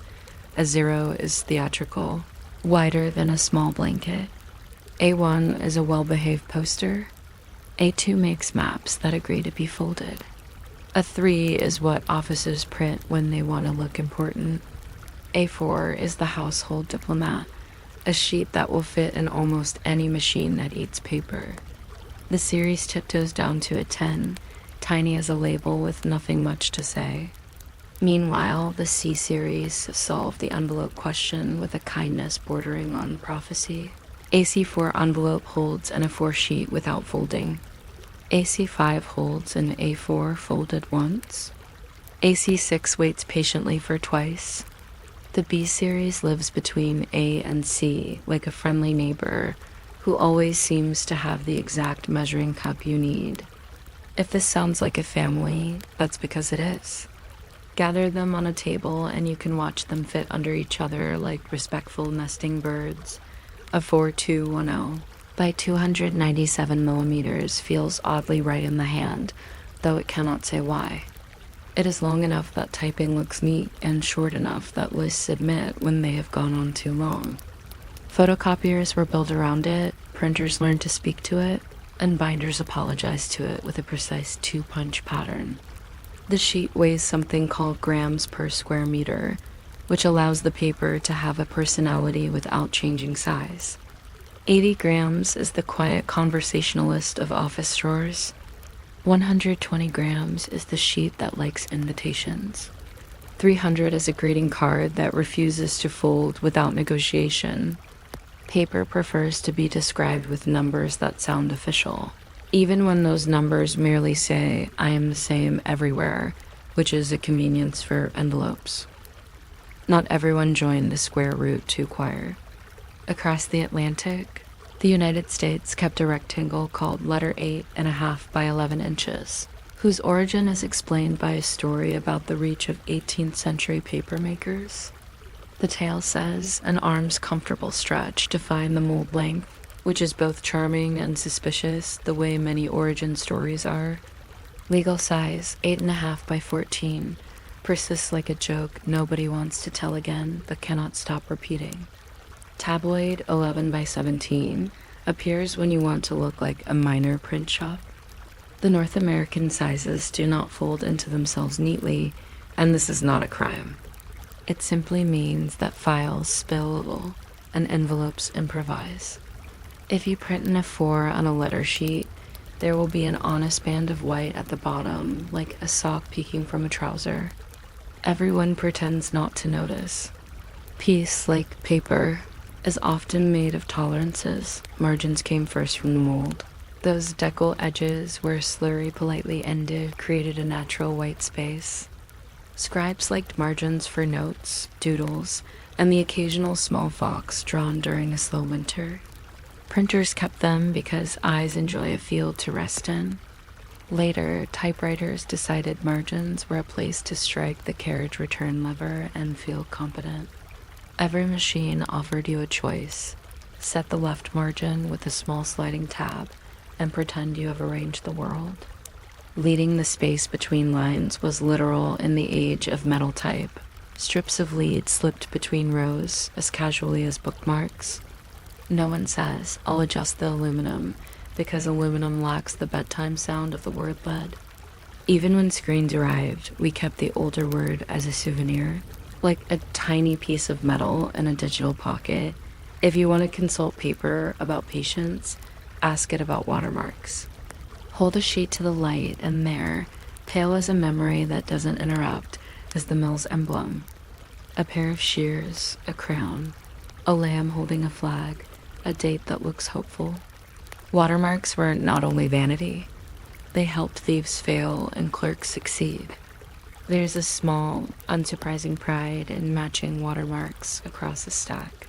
The way some people enjoy aligning the spines of books by height. Paper accumulates these human habits the way a windowsill collects small seashells, without complaint and with a certain aesthetic. The ream you know holds 500 sheets. The ream your great-great something used held 480, but there were short reams, long reams, and mill reams, which reminds us that even counting is historical. Stationers cut paper by guillotine, an innocuous word until it wasn't. And then it was again using jigs that remember the exact shape of commerce. Dust gathers, soft as flour, and workers learn to brush it away without sending it airborne, because paper dust floats like an opinion. In the back of the shop sits a simple device that rounds corners so folders forgive people who refuse to aim. The machine is operated by a handle that asks for calm. Some rectangles are perforated. Tickets carry small self-destruction lines so that doors can host orderly series of little rips. Stamps once demanded licking, then decided they preferred self-adhesion, perhaps because envelopes began doing the same and stamps disliked being outdone.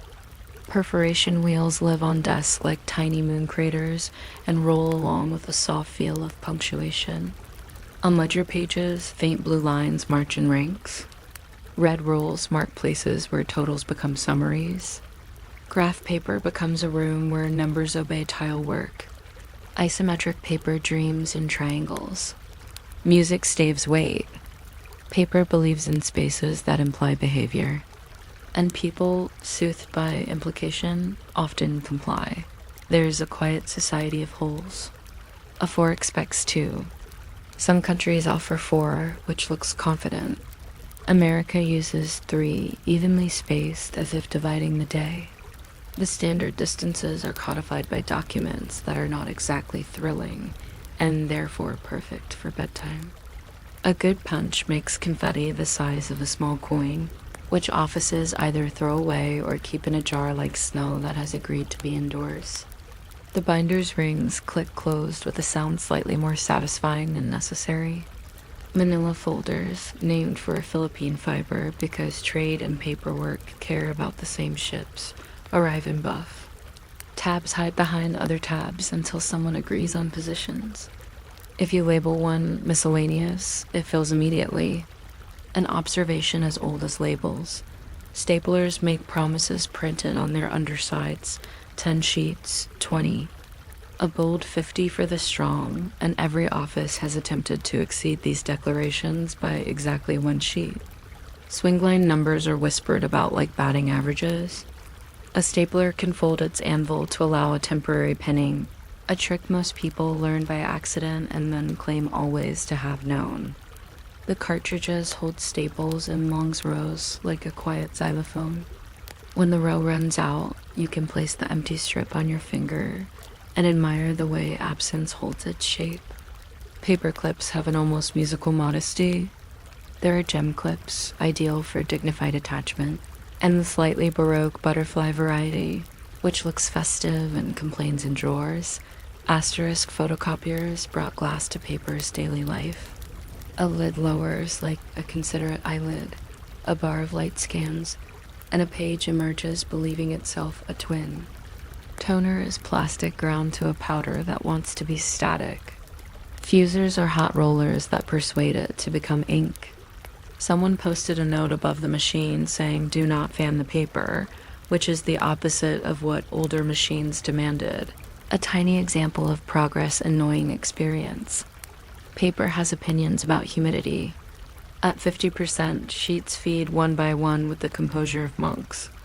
At 65, they cling to one another like relatives at the end of a holiday.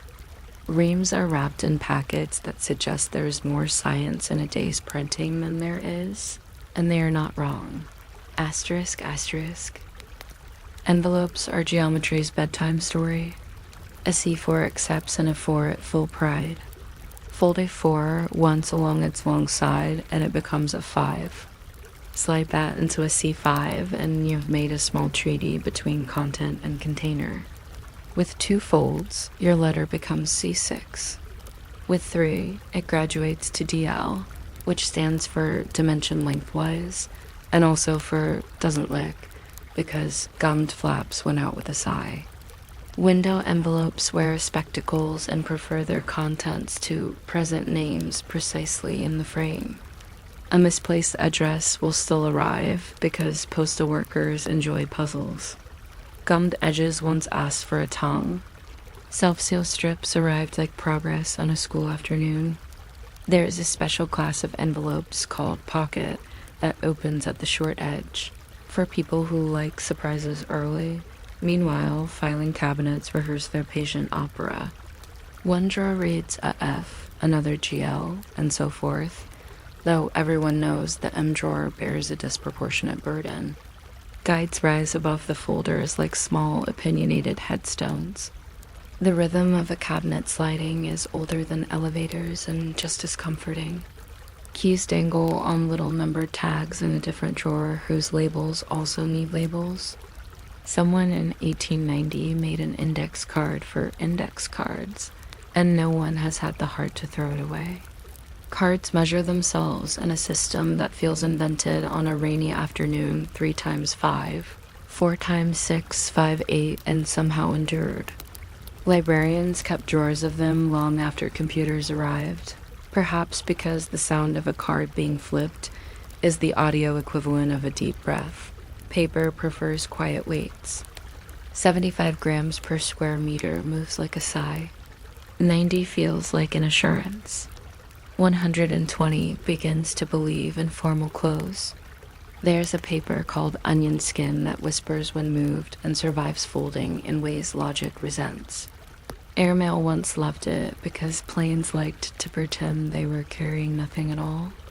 Carbon paper, a thin, inky intermediary copied letters for files because history dislikes trusting its memory.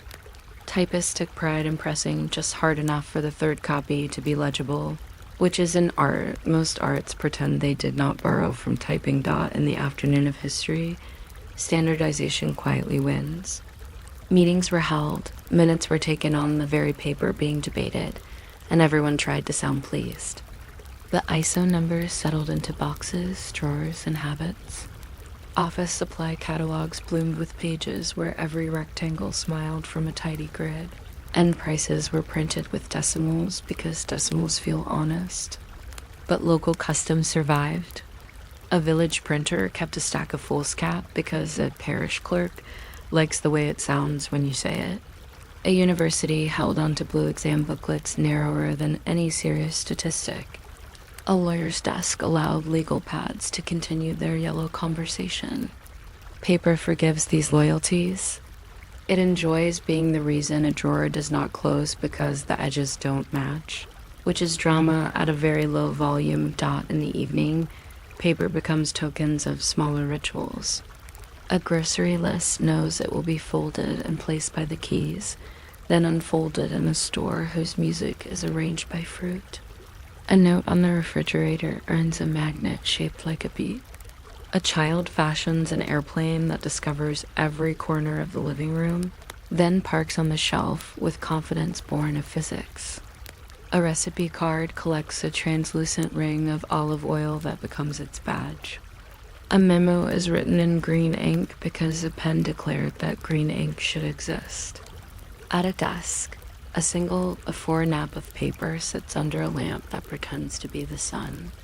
And a person draws boxes with a ruler, not because boxes are necessary, but because the ruler would otherwise feel unemployed. Some people iron their paper. It is not recommended officially, but it is effective against impatience. Others press it in books, which makes the book briefly believe it is a flower.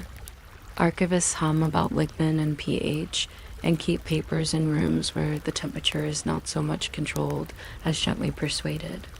Paper rests in boxes that look like they have guardianship.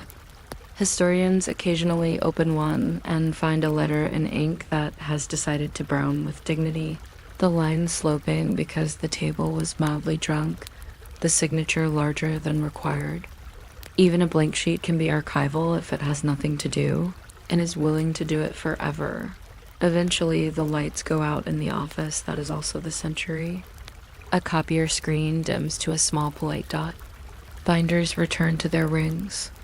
The two-hole punch regains its seriousness. The stack of A4 sits square to the desk's edge, not by accident, but because hands have learned. The envelopes wait with their windows closed. Somewhere a filing cabinet sighs inward as the building exhale changes the pressure by a fraction nobody will measure. Rectangles sleep in their ratios, ready to have themselves in the morning, ready to be folded into agreements, fortunes, grocery lists, and quiet revolutions of an administrative kind. If you're still awake, you can listen for the almost sound paper makes when it agrees with gravity.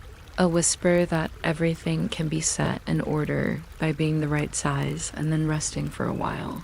Asterisk. There were also numbers with opinions about height. Regulations suggested a minimum size so a driver could read without performing feats. They encouraged contrast light digits on dark backgrounds, or the reverse because eyes appreciate kindness. Some codes asked that numbers be visible from both directions, as if addresses might be shy and need reassurance. Historical districts sometimes insisted that numbers dress in period costume, Romano-Gothic for one block, elegant copperplate for another. A shop selling house numbers became a museum of arithmetic. You could buy a 7 curly as a pastry or a 4 uncompromising as a plumb line. People chose digits that matched their door the way one chooses spectacles to match a face. There were exception stories that never made the news because they behaved so well. A stone bridge with one house upon it carried the same number on both sides, simply repeating the fact like a polite echo. A cottage on a lane with only 3 cottages called itself Third Cottage and felt perfectly named. A station building wore the street's number on one side and a platform number on the other, a dual citizenship that offended nobody. Postal codes join later like helpful short poems made of numbers and letters. They divide the map into soft squares of predictability. A code might know your city before you do, the way a friend knows which jacket you'll choose in November. The materials tell their own bedtime list. Porcelain enamel prefers rivets and thrives on being hosed. Cast iron enjoys weight and size during winter expansions. Aluminum is unbothered and takes paint like good advice. Vinyl decals arrive on. A little backing paper like tame stickers, ready to be aligned with the care of someone placing a stamp on an important, unnecessary letter. Some numbers are simply painted directly on brick by a hand steadier than coffee allows. The paint survives, then doesn't, and the ghost digits are visible on wet days like footprints that decided to stay dot in some towns. The numbers announce the height of the land. Flood marks carved into stone accompany them like a stern older cousin. Water reached here. The wall whispers and the door nods, unchanged. Street corners sometimes carry extra plates that repeat names for the benefit of the lost and the easily reassured. The typography of a corner plate may not match the door plates, and nobody stages an argument. Mismatches are another form of history, equivalent to an heirloom chair in a modern room. The city is a quilt. The seams show. They are sturdy databases. Learned addresses the way children learn lullabies imperfectly at first, then flawlessly in a way that surprises you when you hear it. Autocomplete gently proposes a street as you begin to type, like a fortune teller whose predictions are limited to geography. It asks for the number as if it were a birthday. The form prefers consistency. Use the official spelling, it reminds you kindly. Meanwhile, in the physical world, a post worker walks the line of doors whether the database is correct or not. They read the numbers again, the way one reads the familiar labels on kitchen jars, even though the jars have not changed. Ginger is still ginger. 17 is still 17. There are addresses that belong to no one for a long time. A construction site wears a sign, future home of 24. The number hangs like a promise on a fence. Across the way, an older house has split into apartments and multiplied into letters 24A, 24B, 24C, like a family in initialed sweaters. Courtyards sometimes hide additional numbers that only the residents and certain delivery people learn to whisper. A back house acquires 24R for rear, or 24.5 if the municipality is feeling whimsical and the bylaws are feeling generous. The census appreciates these additions the way a librarian appreciates new additions. They will be shelved somewhere, calmly. When a town renames a street, the old mayor has retired. The new park has been admitted. A poet has been discovered. Plates come down and plates go up. And for a while, both names ride in tandem. As if the street is wearing a scarf, people continue to use the old name until the new one has been lived on in all seasons. During the overlap, envelopes sprout explanatory parentheses. Parcel tracking pages gain a sliver of intrigue. Then winter visits and the snowplow drivers remain untroubled by any of it, because their map is made of corners and turns rather than of titles. Numbers do not care what the street is called. They have their own clock. Visitors notice the numbers, then stop noticing them. Residents stop noticing them and then notice them again when they are repainted. The digits suddenly crisp like a cardigan top buttoned at last. Festive seasons hang wreaths that temporarily argue with visibility. Afterward, the wreaths go, and the numbers sigh in relief at being legible again. At night, a small moth sits on the lamp over 42 as if it knows something about meaning and chooses not to say. In the morning, the post arrives. The post always arrives, even where steps are awkward and names are compound. Asterisk. We could go on, and the city would allow it, because cities have made a hobby of being findable. A number will outlast the paint around it and be replaced and outlast that paint as well. When the door is repainted, the painter carefully masks the plate with tape, a tiny ritual that says we are renewing without erasing. If you walk slowly, you can hear the rhythm of arithmetic recite itself along the curve. 34, 36, 38, breath. 40, 42, breath. The whole neighborhood is counting in its sleep, and has been counting for 200 years, and will keep counting tomorrow with the same measured patience that gets mail delivered and pizzas delivered and neighbors to the right doorstep without drama. If you are not asleep yet, you can close your eyes and imagine a long street that folds itself neatly into even and odd, like a well-behaved ledger, and somewhere far away a clerk adjusts a stencil and paints the next integer with the serenity of someone who knows they will soon stop for tea. Asterisk. You might not expect a sheet of paper to be proud of its ratio, yet when you set one down on a desk and it settles with that soft air-cushioned sigh, it behaves as if it knows something quietly elegant about itself. Somewhere in the world, a stack sits under a sleepy paperweight, corners align like polite neighbors, and the top sheet waits to be chosen without insisting. If you're still awake by the time we arrive at the very largest sheet, the one so big you can make a fort out of it, forts were measured in geometry instead of blankets, feel free to subscribe or don't. I will assume you nodded off halfway through the envelopes, which would be an honor for the envelopes. The comforting trick behind those calm, uniform pages is a simple relationship, the kind whose usefulness sneaks up on you the way a lullaby does. Take a rectangle whose sides keep the square root of 2 as a quiet secret long side divided by short. Side equals about 1.414, and whenever you cut it cleanly in half parallel to the shorter edge. Each half keeps the same proportion, like a melody that survives being played an octave higher. This is the backbone of the A series, formalized in Germany in 1922 and then adopted across countries the way tea spreads through a cloth, gently, inexorably, leaving a warm shape. The largest of the series, AO, is defined to have an area of exactly 1 square meter, which feels suspiciously round for a rectangle, but that is its charm. Half of that is a 1 and half again is a 2, and so on until you reach a 10, about the size of a very decisive postage stamp. The sizes sound like distant cousins at a reunion. A 4 is the one everyone remembers.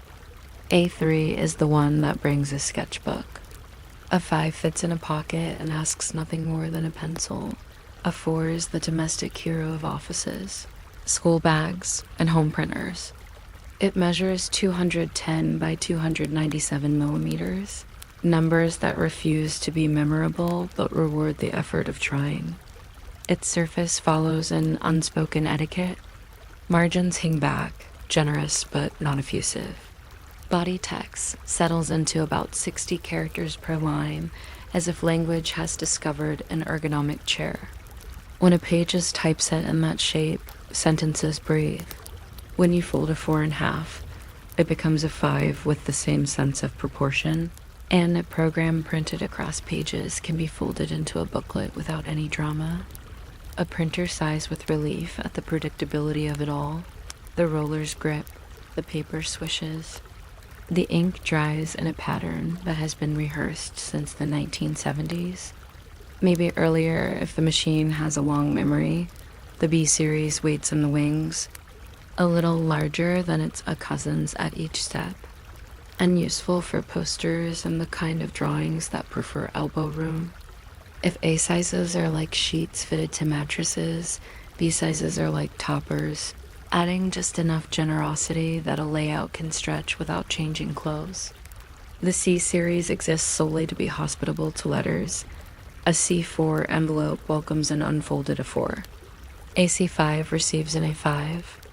ADL formerly, dimension lengthwise. a phrase that wears. It's tied to tight accepts in a 4 folded into neat thirds 4. People who agree that a letter should enter an envelope with the composure of someone stepping into a quiet room.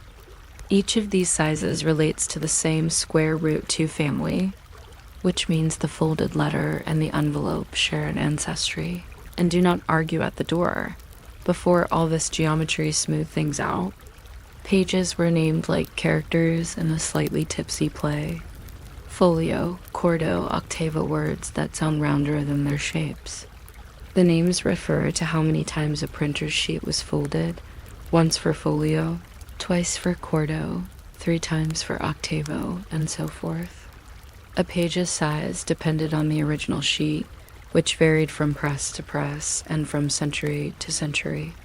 Hence the books you find in old libraries, a tall folio with ambitions, a stout quarto who collects maps, octavos arranged like well-behaved children who have been asked not to fidget.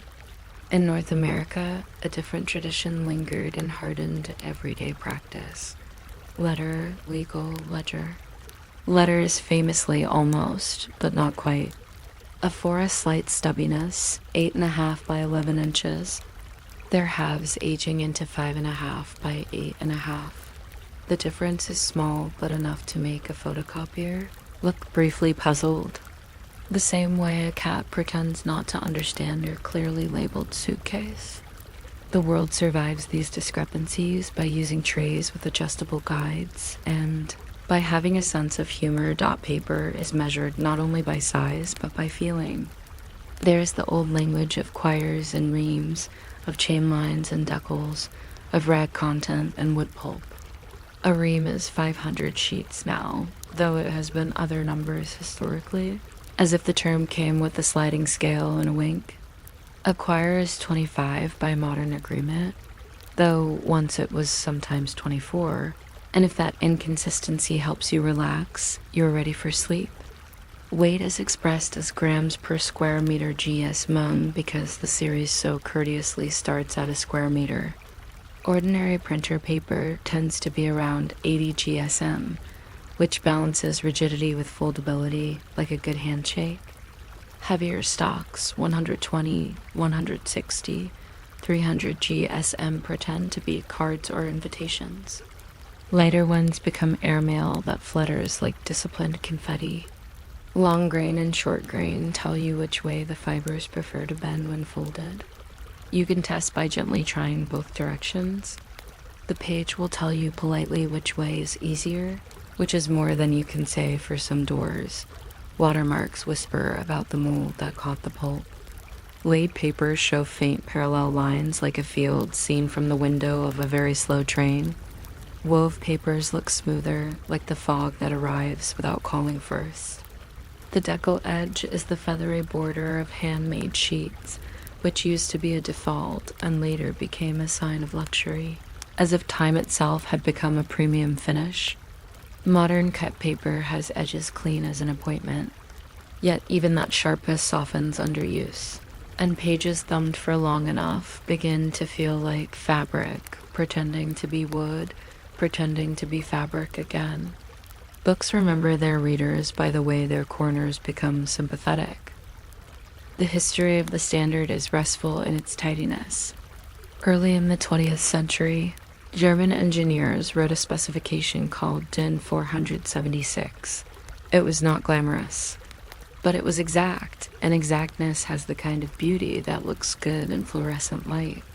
The sizes spread into International Standard ISO 216 in 1975, by which time the world had become fond of photocopiers and laser printers and wanted them to be less surprised. Offices enjoy knowing exactly where to fold for a windowed envelope. Architects enjoy knowing how many of 4 pages make an AO without drawing a triangle. It is all very peaceful. Standards committees met in rooms with windows that opened just enough. Minutes were taken, circulated, archived, and probably hole-punch. Hole punching is its own lullaby. ISO 838 describes a common 2-hole pattern holes 80 millimeters apart. Their center's 12 millimeters from the paper edge. The numbers are small and comforting. The punch makes a sound like a biscuit tin closing. The small paper circles collect in the tray underneath like snow that has made up its mind. 4-hole patterns exist too, especially for binders that prefer a balanced diet. The binders themselves have personalities. Some are lever arch, a mechanism that opens its arms with theatrical patience. Some are ringed, 2 or 3 or 4, each ring a small moon. File cabinets measure their drawers exactly to welcome 4 suspended folders, and the folders' little plastic tabs hold labels typed in fonts that never raise their voices. When an office closes for the night, the drawers rest with a scarcely audible sigh, and the tabs go on spelling names in the dark, for no one at all dot margins deserve a drowsy footnote. Medieval scribes left margins to protect the text from fingers and the nib's stray enthusiasm. Later printers preserved them so that binding could bite without swallowing words. On a series sheets, margins often follow the old canon in modern clothes. A top margin a little smaller than the bottom. Outer margins more generous than inner, as if the page prefers to look outward. The ratio fools us into believing our reading speed is our choice. Designers whisper of the Van de Graaff canon and the golden rectangle. The rest of us enjoy that our eyes do not fall off the edge. Graph paper repeats small courtesy squares 5 millimeters on a side. Boulder lines every 5 so a child learning to draw a house can keep the roof level. And an engineer can keep reality level too. At least on paper dot, the journey from tree to page is less dramatic than you might fear at bedtime. Blocks become chips, chips become pulp, pulp meets water and chemicals, and a slurry is spread onto a moving wire that does most of the original work. Water leaves. Fibers hold hands. The sheet is pressed and dried and calendared to smoothness by rollers that must get their sleep too. Sizing is added so that ink doesn't bleed into woolly edges. Coatings give gloss or a matte diffidence. Some sheets are tinted faintly blue because blue looks like clean. Some are creamy because cream looks like kindness. Recycled paper, which has lived many lives, arrives with slightly different manners each time. It sometimes shows faint speckles, which are not flaws but souvenirs. One agreeable thing about the square root 2 system is how it treats reduction and enlargement, like polite magic tricks. Photocopy at 71% and an A3 becomes a 4 without trimming. Print at 141% and A5 steps up to a 4 with dignity. Layout programs know this dance and adjust. Margins with a competence that printers respect, even when they are worrying at 2 in the morning. Postage systems enjoy consistent weights because a stack of A4 sheets has a predictable mass. Mailing clerks can estimate with a glance that is almost a spell. The world runs on these little spells. Staplers grabbed at the corner or along the left edge at 10 millimeters in. Spine labels placed at 30 millimeters so they line up on a shelf. Envelope windows cut precisely to show addresses set in fonts that like to be 10 or 11 points tall. There is nothing urgent about any of it. The urgency has been taken away and replaced with habit. On large sheets, such as a 1 or AO, designers place registration marks, color bars, and trim lines that look like railway signals for ink. Cutting tables slice the stacks with guillotine blades, so crisp that they do not so much cut as suggest separation. The offcuts flutter into bins to be pulped again, or folded by someone into paper airplanes that have the flight characteristics of a good nap. Drafting tables, when they appear, prefer a 1 for ambition and a 2 for certainty. A 4 is too small for their dreams, but it arrives later for documentation, which is a dream of its own.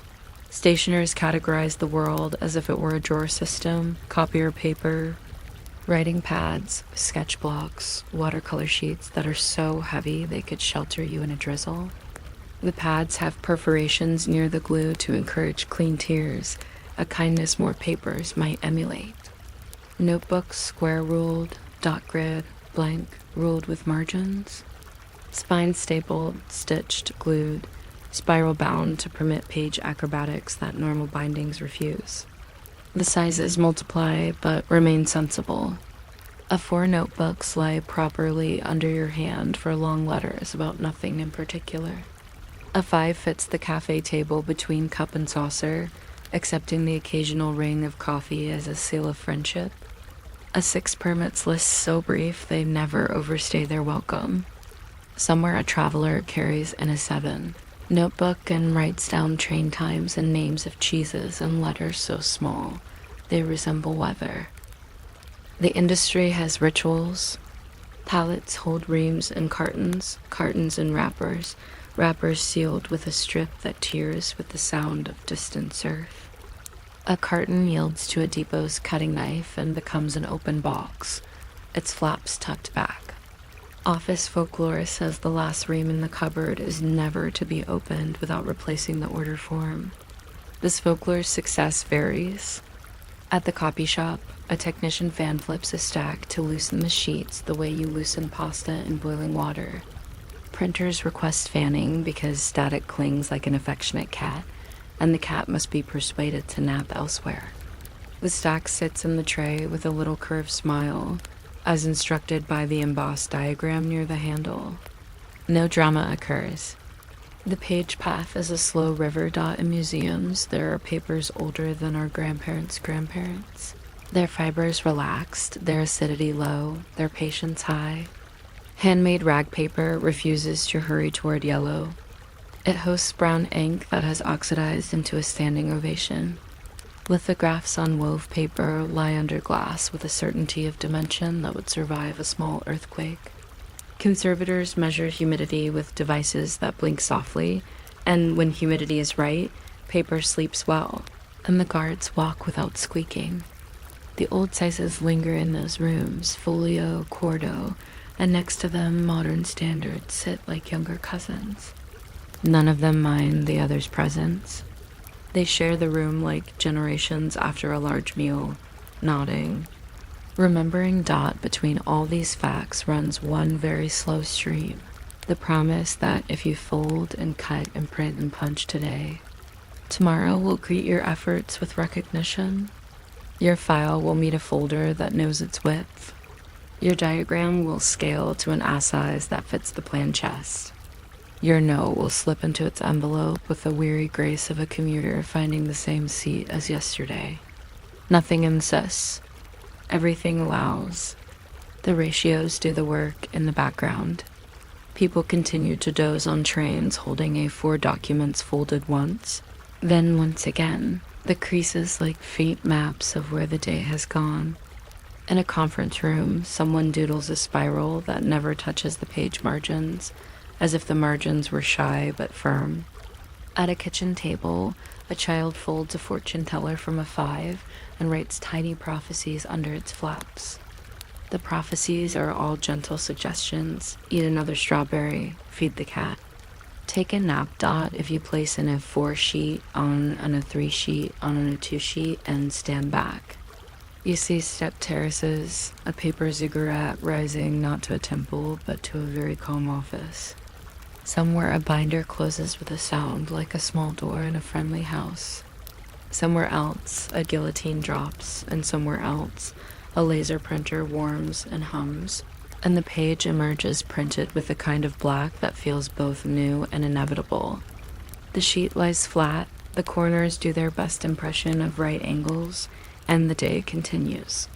We could keep following the sizes down to a 10, where the page becomes a boundary for a note that says hardly anything at all. Or we could follow them up to a AO, where drawings of bridges and gardens and exhibition plans make their case as if addressing a very patient room. Either way, the ratio remains unbothered by scale. The way a lullaby remains itself, whether you hum it quietly for one person or for a room that needs soothing. It is late now. And somewhere a packet of paper waits unopened, still wrapped in its transparent film with a small notch that suggests how you might begin. The label shows 80 GSM A4 500 sheets. which is not an advertisement so much as a bedtime story in numbers. The stack would prefer to be used, but it is not in a rush. The geometry has already done its part. The rest is merely the slow work of hands and ink and envelopes, of holes punched where they should be and shadows cast at the same angle as yesterday. If your eyes want to close, the pages will keep their rectangles for you until morning. The ratios will keep on being themselves without applause. And when you wake, the paper will be there, patient as a horizon, ready to be folded exactly in half and then in half again. Every crease agreeing with the one before it, every edge keeping its counsel, every size quietly knowing where it belongs.